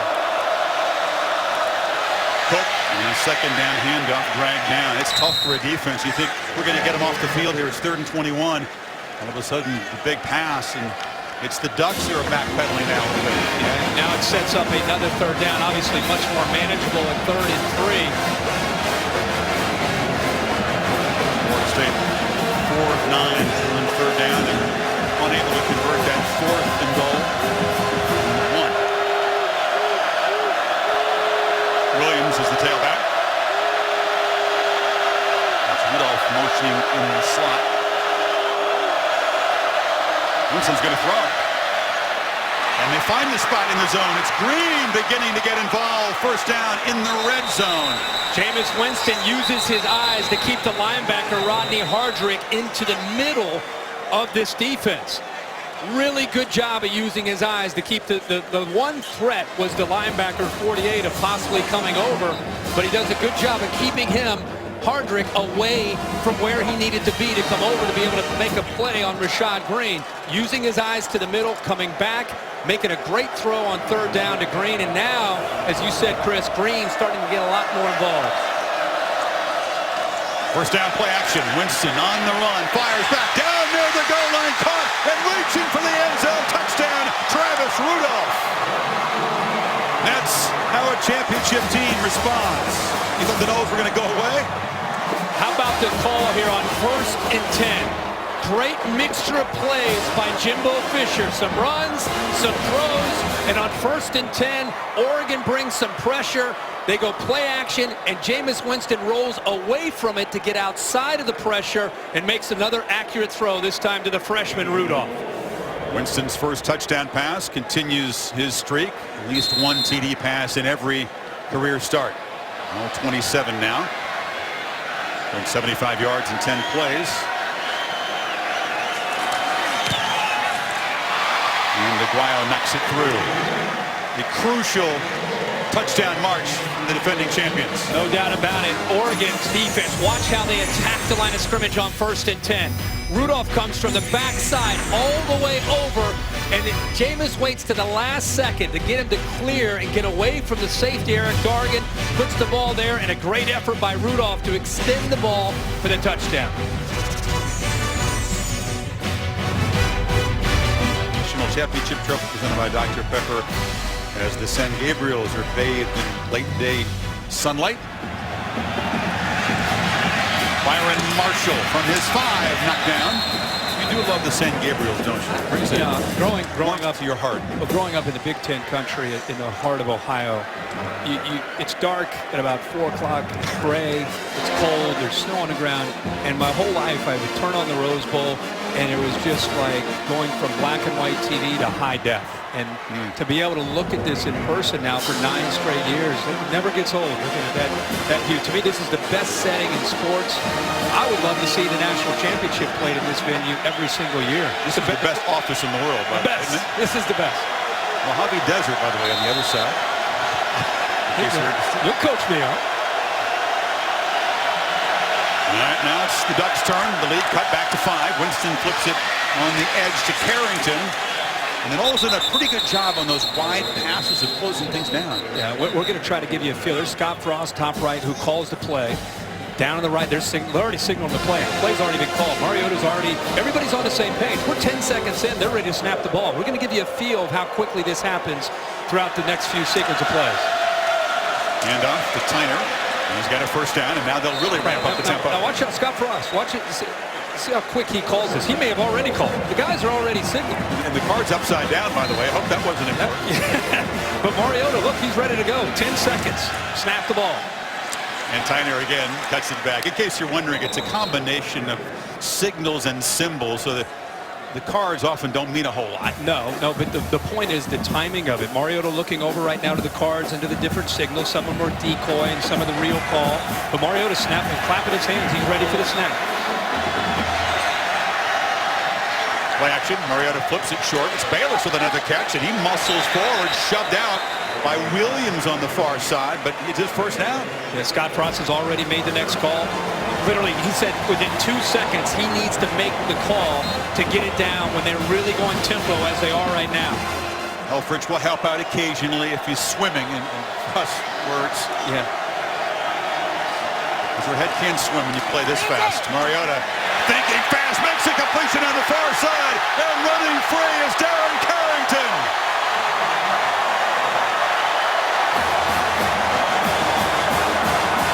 Tempo is deadly, and execution equally so. They ran the same play the previous play where he threw it out into the flat to the tight end, right? Bayless made a great catch. They come back with a very similar look, and this time 2 Florida State defenders go out with Bayless, and that opens it up. Mariota does a great job of reading it, and he makes the throw. This quarterback duel is heating up. Mariota's first touchdown pass of the game. Snyder stretches the lead for a third time, back to a dozen points. 56 yards, Kirk. So here's the tight end on the previous play. He's going to go out in the flat. Carrington's going to go down the sideline. And Mariota's going to make this read. He sees that he's got it open in the flat. He takes it. All right. And then the strength gets the first down. The very next play, now watch this. Now you got the tight end in the flat. And you got two Florida State defenders. They take the tight end away. Gives him a nice lane right here. And he makes the throw on time and allows him to come back underneath the safety because he got the football out of his hands quickly. That was the key to being able to make that cut and then eventually take it to the house for another Duck touchdown.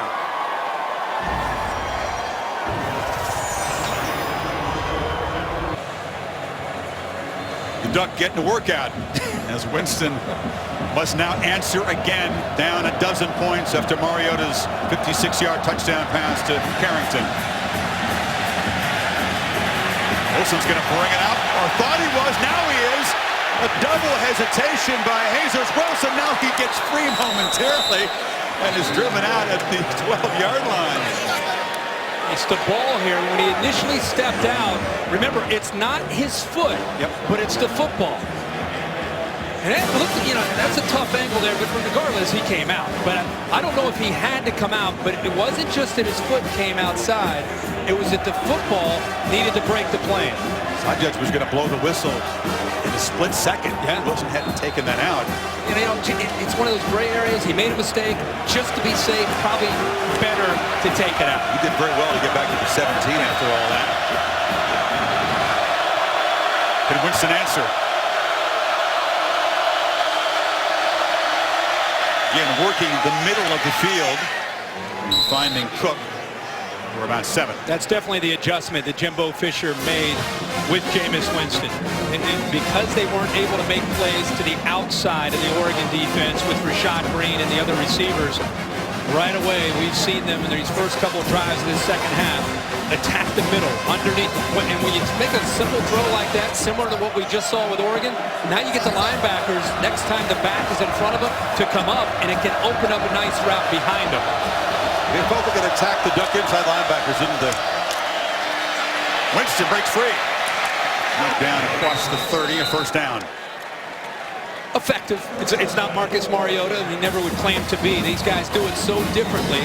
But because he is healthier, he's able to run a little bit of zone read himself. And on second down and short, why not use it when you're thinking tailback, tailback, tailback? Every once in a while, kind of like what Andrew Luck used to do at Stanford, once in a while you save that with a quarterback that's athletic enough to get some yards. Play action on first down. Winston fires far side. Catch made by Herman Lane, who makes a man miss. Ducks knock him down after a 5-yard gain.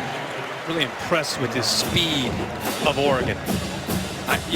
That's what they've always been known for. They are closing in on these Florida State receivers. Mariota closing in on a 300-yard game. Does have the uncharacteristic interception that didn't cost him just before halftime. Winston hasn't thrown a pick yet. After a quiet first half for both guys as far as stats and numbers, starting to see why they're so unique and special with their teams. No doubt. Here's an incompletion and gunned it near side for Rudolph, but it'll be 3rd and 5. One of the rare miscommunications between Winston and a receiver today. He's frustrated with his receiver, Rudolph, because he wanted him to kind of run a banana route. Instead of saying parallel, he wanted him to come up towards the line of scrimmage, and he stays out here. He wanted him to come there. He threw it more where he would be running downhill, and the young freshman instead ran it, and he was a little too parallel to the line of scrimmage. They converted 3rd and 21 on the last touchdown drive. They need just 5, but this is an important play. Ducks show pressure, then back off into coverage, but it's Cook underneath, losing the ball. Caught it and fumbled it. Reggie Daniels for the Ducks. A second turnover and a second fumble by the true freshman on this big stage. Ouch. We saw the senior Derek Malone earlier go after the true freshman and knock the ball loose, and this time it's Eric Dargan. The Noles have a first down. Well executed play, but again, it's from behind. The senior Dargan rips that ball loose, and when it goes down, there's nothing but green jerseys all over it to pick up another turnover by Florida State. That ball never seemed to be securely in the arms or hands of the young running back. Here's the leadership of Jameis Winston. A lot of football left. We cannot afford to have him lose his head if I'm Jameis Winston. He's lost the ball twice, though. We'll have to see if they go with Williams from here on out. Now can Mariota make him pay? Play action. They fire it near side. This is Nelson who gets a block. Charles Nelson dancing down inside the 30. It's first down. Yeah, if you think they've gone tempo before, this team senses when they have a defense and a team. It's kind of that blood in the water kind of feel. That's where Oregon is right now with a nice lead by 12 points. They get a turnover. Now you're going to see tempo. Fake it to Freeman. Pump fake. Running free again is Carrington. Sidesteps a man and scores.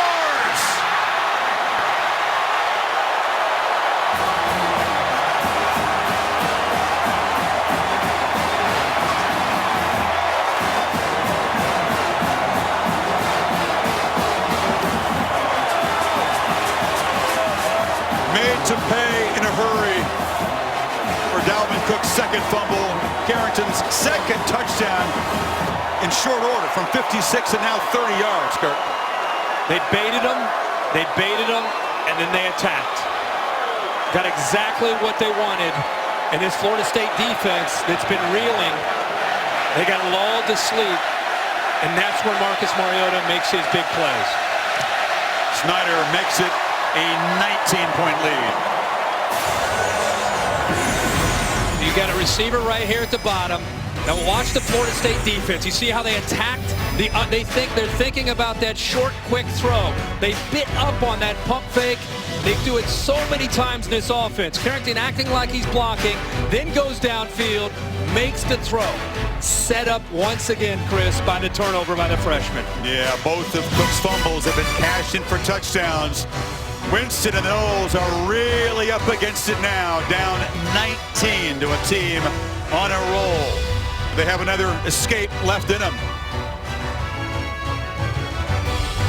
In Southern California, nice view from DirecTV's aerial coverage. If you call yourself a sports fan, you got to get DirecTV. Knowles got to get a touchdown here to answer. It's not, with all due respect to some of the teams in the ACC, it's not NC State, it's not anybody else. It's Oregon that you're down big against. And what's unique about this is it's one thing for Jameis Winston and the Knowles and Jimbo Fisher maybe to get on track and score, but you're down 19 points now. Are you telling me all of a sudden you're going to stop Marcus Mariota? Wilson trying to provide a spark with the return, but he's knocked down short of the 25-yard line. This 29-game winning streak has been stretched by consistently showing heart and resolve and making clutch plays. You see the deficit and what they eventually won by. The last 4 games, Kirk, decided by a total of 14 points. But this is a hold that's far more imposing than anything they've faced in that streak. Yeah, they've not faced this kind of offense that they're trying to catch up to. Georgia Tech that night in Charlotte had a great game of executing. But they don't have the firepower with Marcus Mariota and the speed that he has around him. They've got 19 minutes and 16 seconds to keep the back-to-back title dreams alive. Winston, short completion over the middle. The Ducks will give him that. And what I was going to say is what they've done all game is they've dropped their corners and safeties. They are deep. They're not giving away any throws. It's been the plan from the very first play for the Ducks defense. Don't give up any explosive plays over the top. Build that umbrella, keep everything in front, which is going to make it hard for Jameis Winston because he's not going to more than likely get an explosive play. Everything has to be underneath. On 2nd and 5, you saw Cook on the sidelines as they go to the senior Williams spelling him after the 2 fumbles, and it's another 3rd down play coming up. The linebackers and the safeties just really in great position. The offensive line trying to work to that second level, but they can't get off of those 3 down linemen. They're eating up blocks and freeing up the middle linebackers and the safeties to make plays against the run. And making a strong statement to people from around the country who've called this team soft and finesse. I don't think it's just this team. I think it's the Oregon program that they use some of those words and terms for. Label doesn't fit, folks. And now they'll have to spend a timeout, which could be costly in a potential comeback here. 3rd and 4 play, obviously important to convert it, but Fisher was a little bit frustrated to have to spend a timeout. And Kirk, you've talked about just the difficulty of defending this Oregon offense with the skill set of Mariota, the deception, and the tempo all working together. It's gotten the better of the Noles here in the second half. And you knew coming in it was going to be a big factor. I call it the equalizer for Oregon. You have a quarterback that's played now 40 games. He has a skill set that's as good as any quarterback that's ever run this scheme, and he knows every defense you can throw at him, so he makes adjustments along with the tempo. And then the other thing is they lull you to sleep. They run the middle, they run outside, they throw the quick throw to the outside of the perimeter, they throw it enough that you just saw in the last touchdown. They fake it, guys are out of position, another guy sneaks downfield, and they throw for touchdown passes. They have done it for 6 years now. Very, very few teams have done a good job of being able to slow them down. In fact, the only teams really have done a good job, they've just either had dominating defensive linemen like LSU or maybe an Auburn, or teams within their conference that get a little bit more familiar with their tempo. An important 3rd and 4 off the timeout. Winston has time, delivers again across the middle. First down catch. Williams running across the 45. The tailbacks have been an important weapon out of the backfield with Green and O'Leary relatively quiet today. Got an entry there, another duck down. But this is another play we saw last time in the last possession. Cook make a play where he fumbled it. He came out on the right to come out of the backfield on the right side. This time we have Carlos Williams coming out to the left. So look at the eyes of Jameis Winston. Waits to the last possible second and then makes that throw. And as we said, they're taking away the deep throws, so you've got to make the throw underneath and hope that either a receiver or running back can find a crease or a seam and then accelerate upfield. It was Dargan who was down again. He's out. Robertson replaces him. It's a first down run, and breaking free, Williams, the senior, spinning to the 35-yard line. It's a much better job by the offensive line. They win the battle up front. You can see there's nobody in the middle. They are spread out with the formation of Florida State, all the wide receivers all over the field. And Carlos Williams, it looked like initially at the handoff there, looked like he might have lost control of the ball. That wasn't the best execution there between the quarterback and the running back. They fake it to Williams. Winston fires low and incomplete. Cook with those 2 fumbles on the sidelines now. He's got 103 yards. Carlos Williams trying to make it a second tailback in the 100-yard club today. Noles not only facing Oregon, but obviously also their enemy right now, the clock. Yep. That's the downside of running the ball and methodically moving it downfield.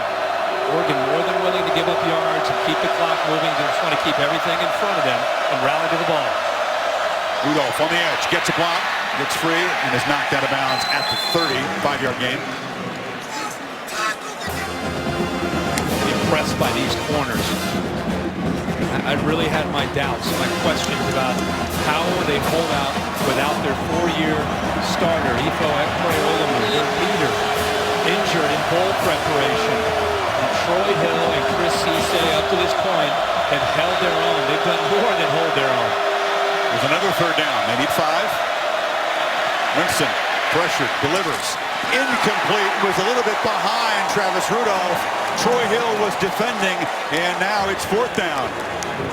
Well, he had him wide open. I was surprised he didn't release it. His eyes must have been looking to another area. In fact, I think he was looking off to his left.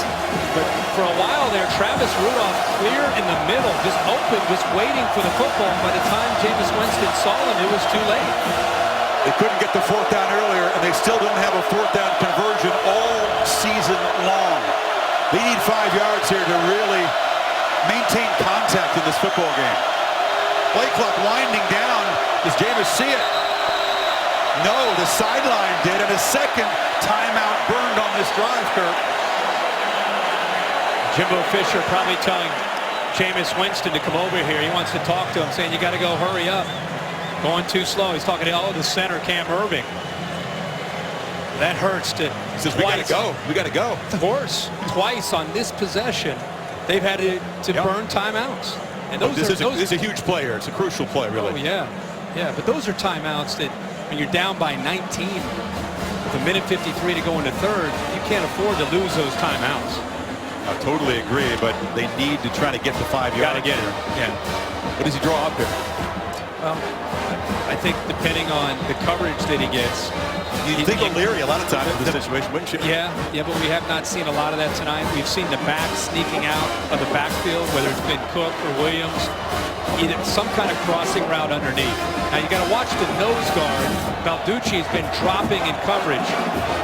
And Oregon does that. They'll show it's like a zone blitz where they'll show pressure from the outside and drop a defensive lineman on these quick underneath throws. But over this entire year, they've had a lot of success throwing quick slants and underneath throws to Rashad Green. Knowles got to get 5. Ducks rush only 3. Winston has all day. Tries to escape, circles back, still alive. Loses the football. Ball comes out. It's scooped up by the Ducks. And Tony Washington streaking to the end zone.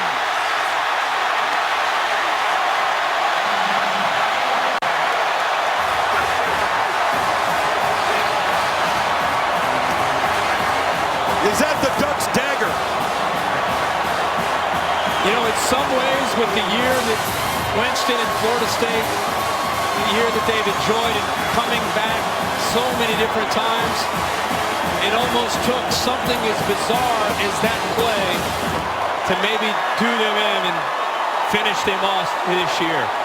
He circled, he stayed alive forever, stumbled, finally just dropped the ball, and Tony Washington, most experienced guy on that defense, in his 29th start, adds to what's been a terrific game for him.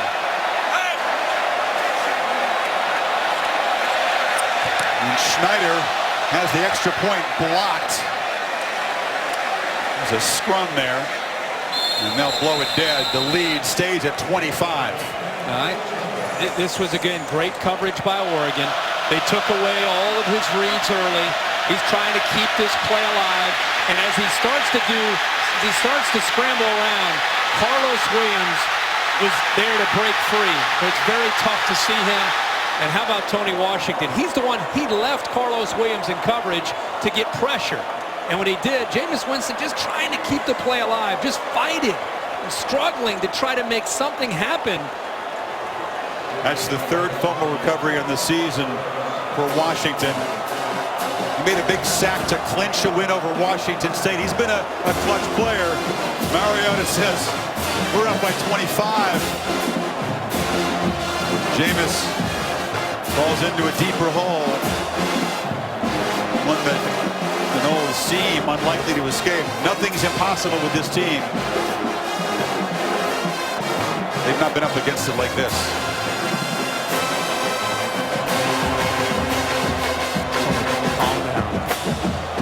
Say you're going to the bench if you don't call it. I think trying to lip read is tricky. I got a lot of lip reading there. I'll just tell you later when we get to the break. I think I recognize a few of those words. I think he says, I'll tell you, you might go to the bench. He might do something like that. Yeah. I think he said calm down. It's a third Florida State fumble in the 3rd quarter. Competitive fire from the head coach and a quarterback. We don't need to make any more out of that. No.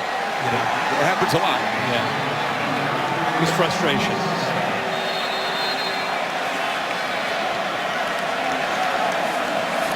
They're not used to being in this position. Not this far behind. No.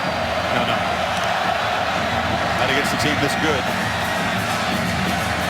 Whitfield. Can he produce some magic? Flag comes down as Whitfield still squirts free into Oregon territory, but there was a flag, a couple of them on the field very early in the return. Yeah, a couple, I wouldn't even call them holds, a couple tackles there by Florida State. This will come back. Desperate to try to get Whitfield loose here, as he got loose a year ago and gave the Noles their first lead of the game against Auburn. Hasn't really been a return weapon this year, Whitfield. Hasn't been a strength for this team. The conversation continues. There are 2 fouls on the play. Holding, receiving team number 18. That penalty's declined. Holding, receiving team number 20. That foul will be enforced. 10 yards, first down. That's 16 minutes and 26 seconds. Down 25. So you need at least 4 touchdowns if you can keep Oregon out of the end zone. Right. I mean, it's interesting. You think about 25 points you're trying to overcome. First thing you got to do is get a first down, right? It's a long way to go. They can't really afford to be methodical now. No. They work the middle of the field again. Knocked down as Rudolph after a gain across the 35. Again, Oregon, they have been doing it and doing it well. This is not a game where you're concerned about stats. Well, we're going to give up some yards. We're going to give up some plays over the middle of the field. You concede that, prevent the big play. And as I've been saying all night, rally to the ball and keep that clock moving if you're Oregon. Winston, ball came out longly, picked off. It was out of the hands of Travis Rudolph. Another turnover. Was his arm hit as he threw? Now the ball was tipped at the line of scrimmage by DeForest Buckner, 6'7", 290. And we knew with Buckner and Armstead, one 6'7" and the other 6'8", that they had a chance to knock these footballs down. And you'll see it off to the left. 44, number 70. He gets his hand on the ball right there, deflects it, made it tougher for Rudolph to hold on to the ball. But then it goes out of his hands. And there is Dargan again. He's made a lot of big plays tonight for the Ducks defense. Had a strip that eventually led to a fumble and a touchdown for Oregon. This time off the tip ball from his teammate Buckner through the hands of the receiver Rudolph and into his hands for the interception. And now the Ducks are off and running again. It's Freeman around the edge in the final minute of the third quarter, trying to make it an even bigger deficit for Florida State. That's the thing with Oregon. It's not as if they think, okay, we're up 25. You turn the ball over a bunch here. We're gonna slow up. We're gonna ease up. If anything, they're gonna go faster right now. Freeman spinning away. It's a first down at the 31. Won't have to snap it again in the third quarter, but they might. They might. They've got just enough from this running game tonight. 149 yards, 157 yards on the ground through 3 quarters to complement what they like to do in this offense. And there's Randy Sanders, the offensive coordinator, quarterback coach, who has worked so many hours and spent so much time with Jameis Winston, just trying to calm him down, trying to just put the 4 up, just try to keep competing, keep your composure. Now the 4 fingers refers to the fourth quarter, but it could refer also to 4 turnovers for Florida State, which have been huge. Cashed in by the Ducks for 21 points and the potential for more. Oregon up by 25, 15 minutes away from the championship game in Texas. Deep, deep trouble for O'Leary and the reigning champions.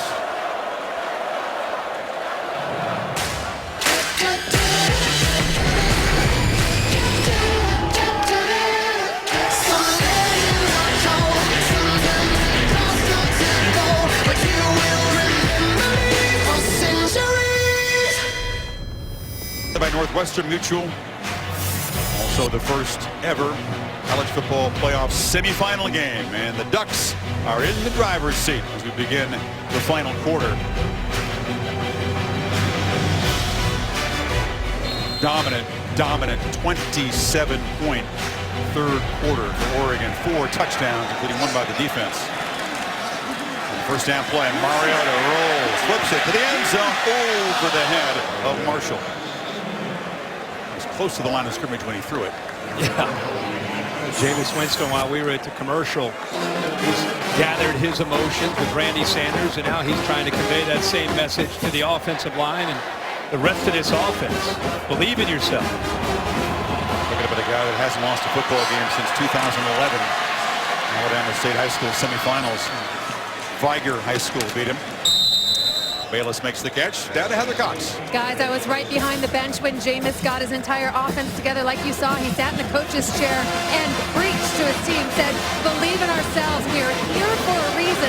I love every single one of you. Keep believing. Then he stood up and went and shook every single player on his offense. Well, can his defense get him the football back? Ducks need 5 on third down, and Freeman is stopped short. Reggie Northrup wrapped him up. It'll be 4th and about 2 yards, Kurt. Yeah, one of the few times we've seen Oregon slow down. Instead of running to the edge of the perimeter, they run the big fella Freeman.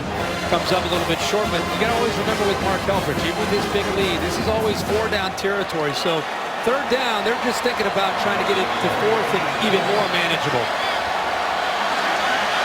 Excellent percentage all year long, converting on fourth down. Stopped earlier. Mariota keeps it for now. Cuts back, and Marcus Mariota, a green blur to the end zone.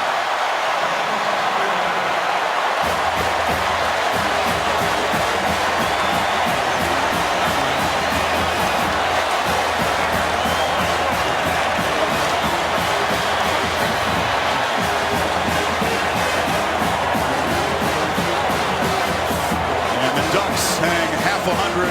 +1 of the defending champs. Watch Casher. He's in position to make the play. He outruns Casher. Casher should at the very least made him pitch the ball, and then you've got a running back and a corner to be able to make the play. It was good execution. Florida State's men were there. Marcus Mariota's skill and speed ran right by his read, and instead of Casher making the play to make him deliver the football out, he just ran right by him. 23-yard touchdown, Kirk. Flag on the after touchdown. Offside, defense 99, enter the neutral zone, causing the offense to false start. That penalty's declined. Repeat the try. Watch Casher right there, great position. Make him pitch the ball, and you have P.J. Williams on the pitch back, Royce Freeman. But the speed, talking about an elite athlete in Marcus Mariota, and Casher 250 pounds out in space, he can't make that play. Maybe some other quarterbacks you can run this fast. Other quarterbacks you can throw accurately. No one can do both those things like this guy. Look at today's Capital One pivotal performance, and it's his Florida State offense. They've had the ball 5 times, 4 third-quarter turnovers alone, 3 fumbles and an interception. And Oregon able to capitalize and turn them into points. This Florida State offense, we've seen it time and time again be able to come back from holes that they have dug themselves in early in games. Now they've run up into a juggernaut in Marcus Mariota in this Oregon offense. 27 unanswered for the Ducks. As Wilson is knocked down across the 20. In Florida State, we were so used to seeing them excel after halftime, Kirk. They got points before the break. Thought they might get back into it. Hasn't happened. And a couple of these fumbles from the true freshman, Dalvin Cook. Oregon turning 27 points. 4 turnovers into 27 points. The last 2 turnovers by Winston. Fumble taken to the house by Washington. And then the pick. Between not scoring touchdowns in the red zone early in the game and then all the turnovers in the third quarter, those are the 2 reasons Florida State finds themselves where they are. There's a handoff to Williams. The Ducks, besides being explosive, are also opportunistic. As they've broken, by the way, the Rose Bowl record, no one had ever scored more than 49 points in the Rose Bowl. Really allowed all season long 12 points after their turnovers. They got about a 10-to-1 ratio, converting more than 120 points off opponents' takeaways. Incredible. And I think stats in the game. I think the turnovers fit into their offensive attack mode. They get a turnover, change the momentum, boom, they turn up the accelerator. Over the middle, into traffic, catch made. First down across the 40-yard line. It's Green. Can't help but think, and you look over this stadium, about a turning point in their season for Oregon when they had lost on a Thursday night to Arizona at home. A lot of people thought, oh, this Oregon team may be in trouble, even though it's Mariota's maybe his last year. And a week later, they came into this stadium to play UCLA and won decisively, and they have not looked back since, winning 8 straight. That's a great point. The game was October 11th. They led 42-10 over the Bruins through a couple of late touchdowns. Winston a lot of time. And the catch made. Wilson trying to break free. Lost the ball again. And the Ducks have it. Another turnover. The 5th. The 5th in less than 18 minutes. Unbelievable. I don't know if I've ever seen anything like this. It's almost become contagious for Florida State. Bobo Wilson, who has come on this year as a sophomore. Great protection. Wilson's there, right away, the ball gets a little bit away from his body. These Oregon defenders are coming in trying to knock that football loose. That's exactly what they did again. Well taught. Give Don Pelham, the defensive coordinator, a lot of credit. for having these Ducks in attack mode. They don't give up on plays. They've given up some yards, but a lot of times they're knocking that ball loose after they give up the yards. Tyson Coleman recovered that, Kirk. Malone is in there again, forcing it. And now Tyner breaking free, and Thomas Tyner pinballing down near the 40-yard line. Ducks trying to really pour it on now. Yeah, the Florida State will is being challenged. In fact, it's starting to crack. And when your will starts to crack, you start to become a poor tackler. Worst team in the world to play when your will is cracking in the defense. Yeah, because they're still in the same. They have the same mindset they had at the first snap of this game. They're not interested in 52 being a Rose Bowl record. They're executing. They're just executing. Scott Frost calls down the plays. They get it out there and use their tempo, and they're trying to put more points on the board. Junior Linebacker Reggie Northrup being helped off. 29th 50-point game since Helfrich became offensive coordinator under Kelly, who obviously called the plays when he was here. Helfrich underappreciated. You look at the other coaches in this Final Four playoff bracket: Saban, Urban Meyer, Jimbo Fisher. And this guy makes about a third of what those guys make so far. He's the most underpaid coach in America, says Jake Fisher, his left tackle. And you know who the happiest guy is? His agent. he's about to second happiest. I think Mark might be. Yeah, you're right. He deserves it. He will get, they've said, he better a raise. Pay these assistants too. Pay them all. Got to do it. Market value, right? They'll pay the assistants. They've upgraded their pay. And they'll work the play clock for once in the game. Only time they haven't been in a hurry all afternoon. Tyner. Yeah, because I'm going to tell you something. Thomas Tyner, not only tonight, but next week, it's going to be fun to watch with him running the football the way he is. This is great. Medford, Oregon. He went to Austria, a player coach for the Vienna Vikings. Helfrich said he wanted to go to medical school. All of a sudden, he got interested in coaching. You saw the brief. He's in Colorado, comes here, named the head coach, and a lot of folks outside of the Pac-12 said, who? Who's replacing Chip Kelly? Never heard of him. Yeah. And Rob Mullins, beginning to hear him now. He wanted to keep the continuity, so he stayed within that staff. They have incredible continuity with assistants that have been there for over 20 years, and they didn't want to go outside and bring somebody in to replace Chip. Obviously, it's worked out pretty well for him. Tyner has a first down and more. Lowers the head down near the 20. That's a great point, Kirk. The consistency on this staff. You got 3 assistants that have been in Eugene more than 2 decades. And I think that's what helped with the transition. In fact, there wasn't a huge transition other than Chip Kelly ran the offense. You know, of course, during the week, he took a lot of information from Mark and other assistants on the offensive side, but he was in command of this team on the offensive side when he was calling the plays. And to take him out, I think a lot of people wondered who would have that presence, who would take over. And Mark's doing it his own way. Yep. And Scott Frost deserves a ton of credit for calling the plays. You imagine replacing Chip Kelly in this offense, calling the plays. Done a heck of a job. Big shoes to fill, and Tyner cuts loose. Thomas Tyner to the end zone for the second time. Tell you something.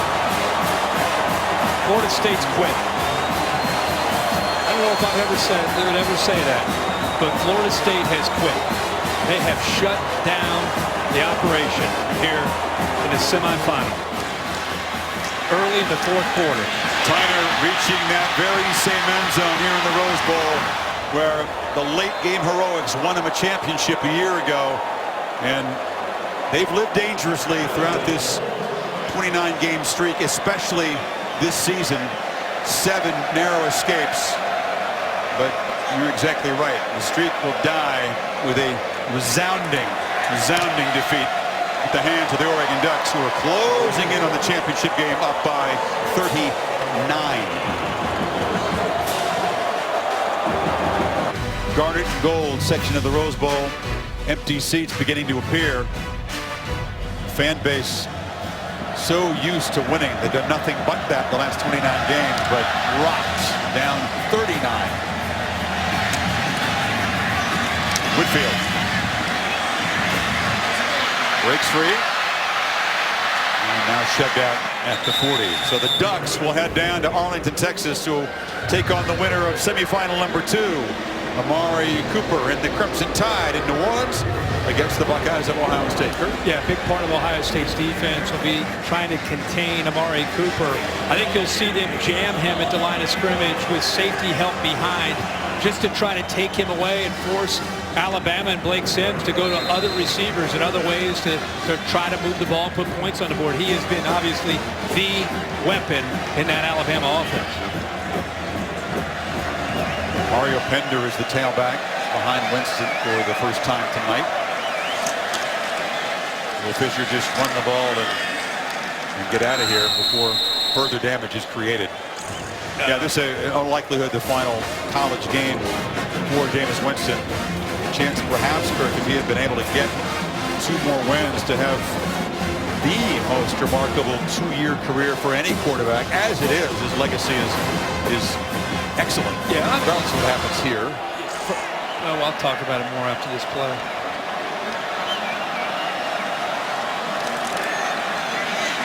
Winston fires a miscommunication. Leary was held up. It'll be 3rd and long.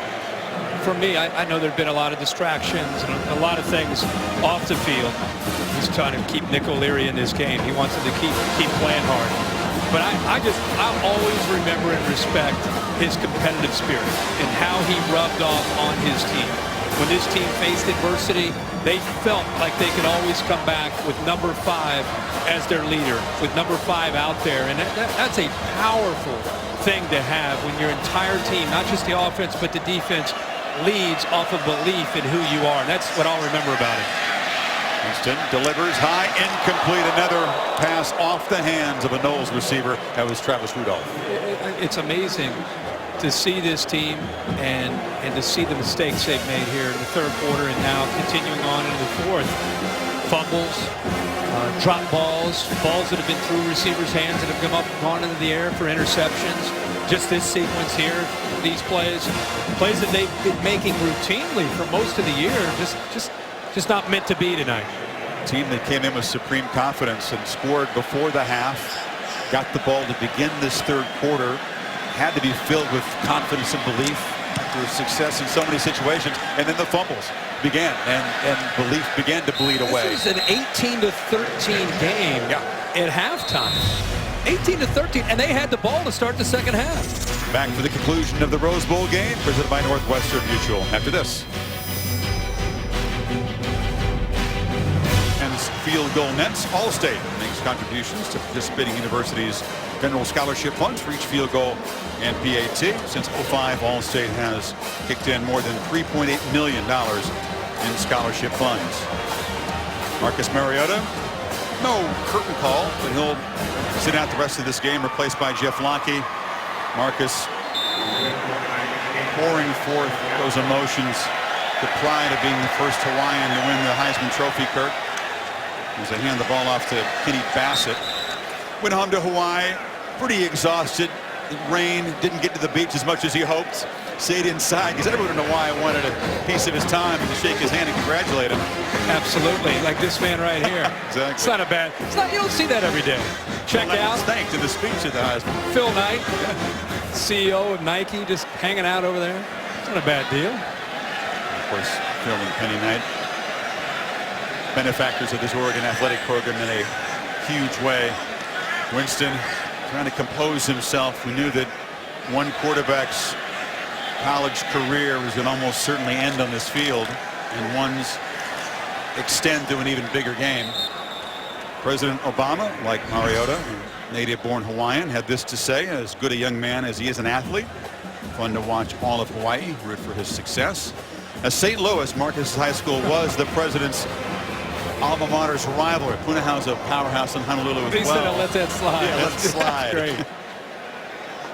I've had the good fortune of covering the Hula Bowl and been to Hawaii a number of times, and I know how proud the folks over there are of Marcus, like they are all the players that come from the islands and play college football, but especially when you win the grand prize.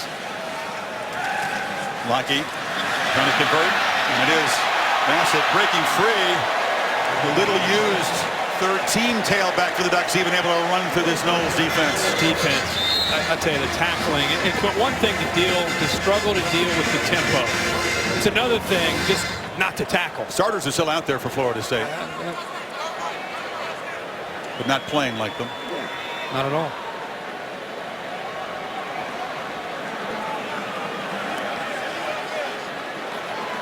Mariota was talking about these 4 days of rest in Hawaii and how excited the postman was when he brought this big, heavy package to the Mariota household, thinking maybe this might be the Heisman I'm delivering. Bassett again. It was not. It was one of the other trophies that Marcus has won, but he better have a big trophy case. Super Mariota living up to his nickname, Kirk. 26 of 36 today, 338, 2 touchdowns, a lot of coins. A lot of coins and a big coin waiting for him in Arlington next week.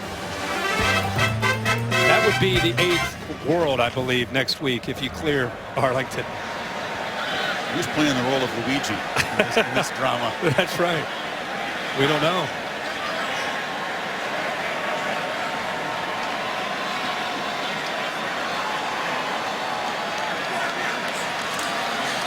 There's a fumble on the exchange, and that's a turnover for Oregon as Nani recovers it. A smile from Bassett, who coughed it up.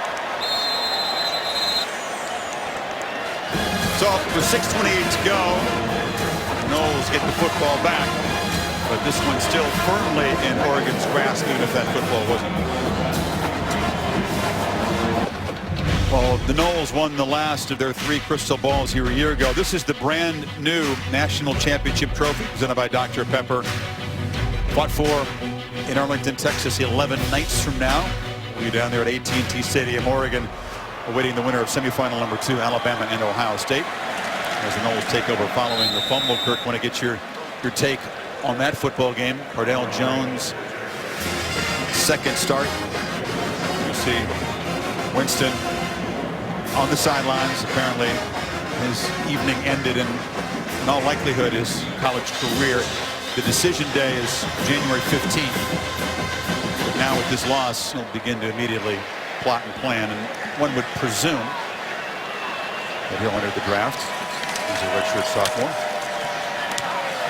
Sean McGuire, who filled in for Winston and helped his team beat Clemson in that overtime game, is in the position now. Yeah, really that was his main opportunity. You know, he's only had 2 pass attempts since that Clemson game.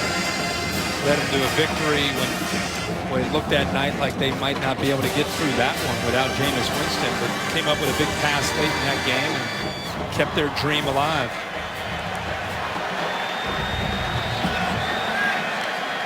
Third down play.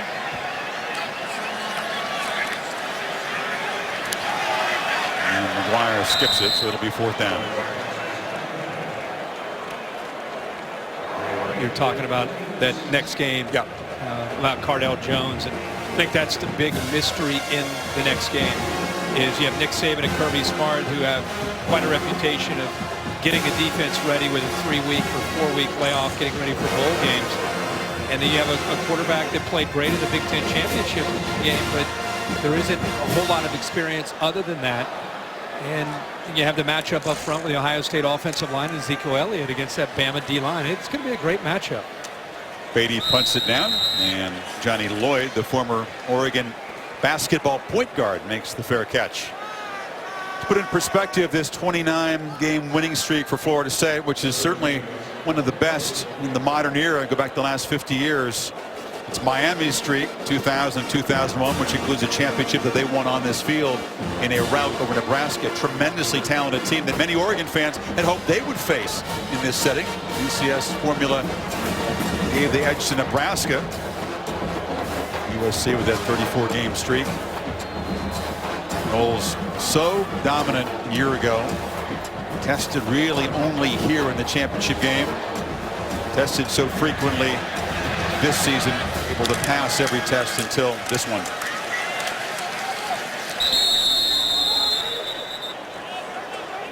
And Benoit now, the 4th tailback.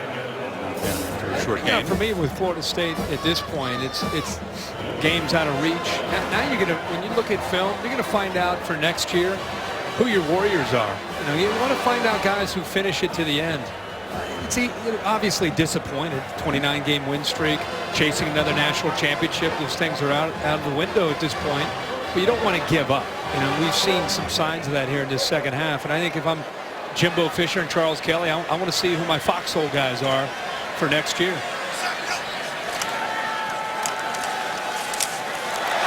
Breaking free. Benoit. Out near midfield, and every Duck running back who touches the ball is having success now. And they're just running the football, and then, they're trying to work a little bit of clock, but you're going up against this Knowles defense that's again emotionally spent. They have been on their heels most of this game against the tempo and against the different looks, and when you start to lose your edge defensively, you start to either have poor tackling or poor fits as far as being physical with your fits, and we've seen quite a bit of that here in the second half against Oregon's offense from Florida State.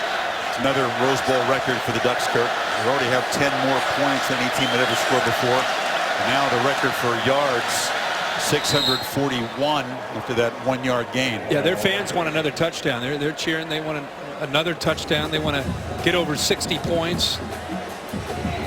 Incredible to think. Who woke up today on a new year thinking that Oregon's going to score potentially over 60 points playing Florida State?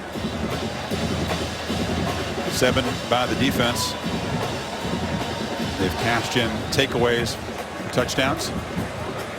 Who thought that Florida State would only score 20 against this Oregon defense? Yeah.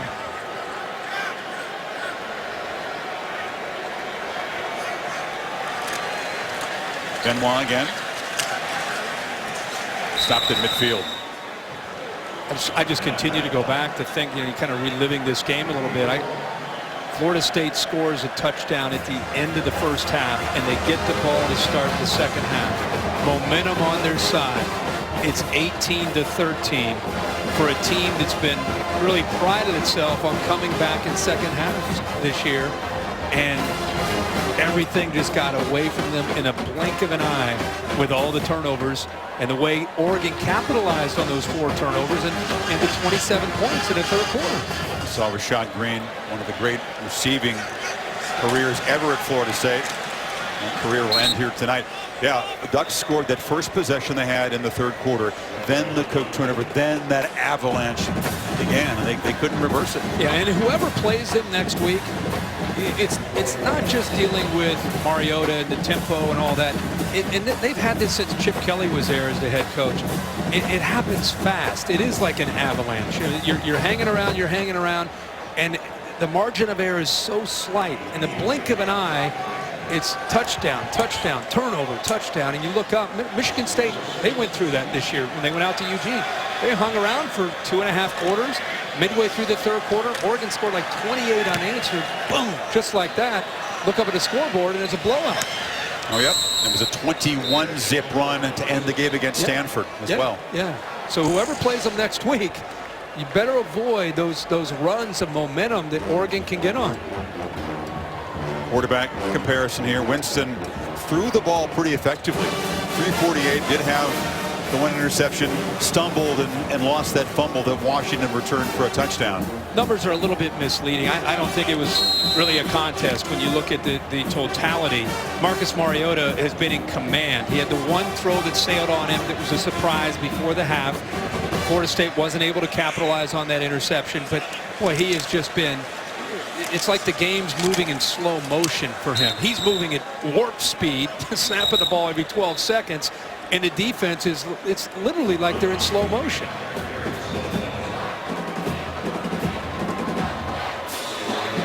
.41 points as a half as a Rose Bowl record. We talked about the 59 and the 641 total yards.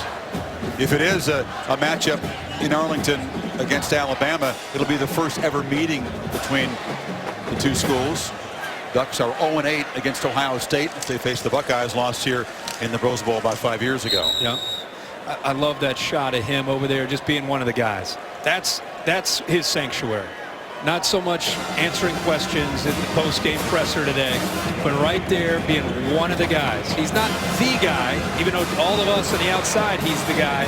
He's one of the guys, and that's a really neat thing about Marcus Mariota, and it's why his teammates genuinely love this man as their leader.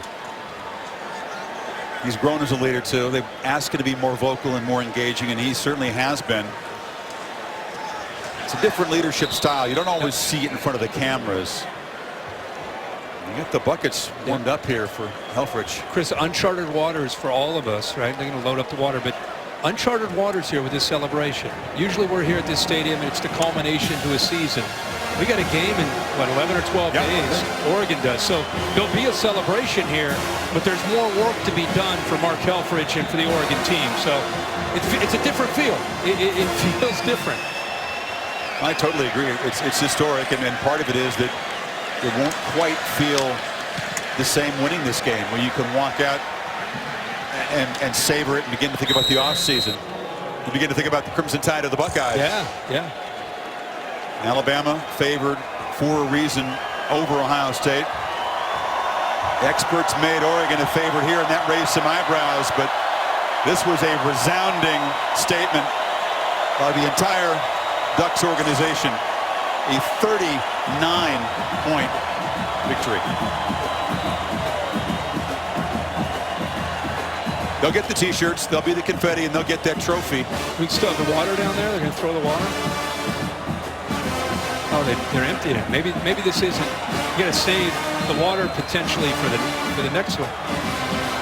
Victory formation.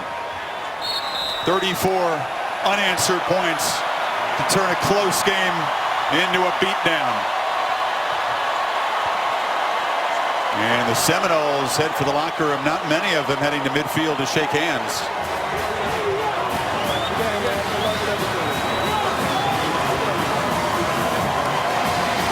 Glad to see Jameis Winston, as a leader of this team, stuck it out. Over half the Florida State team right into the locker room. Didn't come across. Jimbo Fisher shakes hands. Disappointing to you? That's disappointing that 70% of the Florida State team's in the locker room. It's easy to go across when you win a game to shake hands. You lose a game after 29 games, and you can't come over and shake a hand of an Oregon player and tell him congratulations. Rashad Green's doing it. Certainly Winston and Mariota in exchange. They'll see each other on Sundays to follow, no doubt. Tom Rinaldi's on the field with Mark Helfrich. Chris, thank you very much. Before the game, the question was, how do you beat a team that hasn't lost in 29 straight? Now the question is, how did you beat them this decisively? Well, we just tried to out-team them, and I think our defense just played very, very well in the second half, created a bunch of turnovers. Our special teams, we knew we were in for an absolute dogfight with their return game, and offensively we tried to do enough to make a difference. But extremely proud of our guys and our coaches. Great representation from our fans, and now we got one more. What did you prove? I don't know. That's up to you. You guys are all the geniuses in the media, but we believe a ton in our deal, and we believe a ton in who we are, and we've got a great team, great team of guys. You're facing a team that had come back 9 times this season. What was the key to such a dominant third quarter? Just playing. We're talking about halftime of just playing a little bit cleaner in every phase and finishing. And we absolutely knew we were going to get a dogfight. And that is an excellent team, an outstanding team. Ton of credit to those guys. It's unfortunate, it goes from 4-2, and it's all of a sudden their season's a failure. That is a great team, very well coached.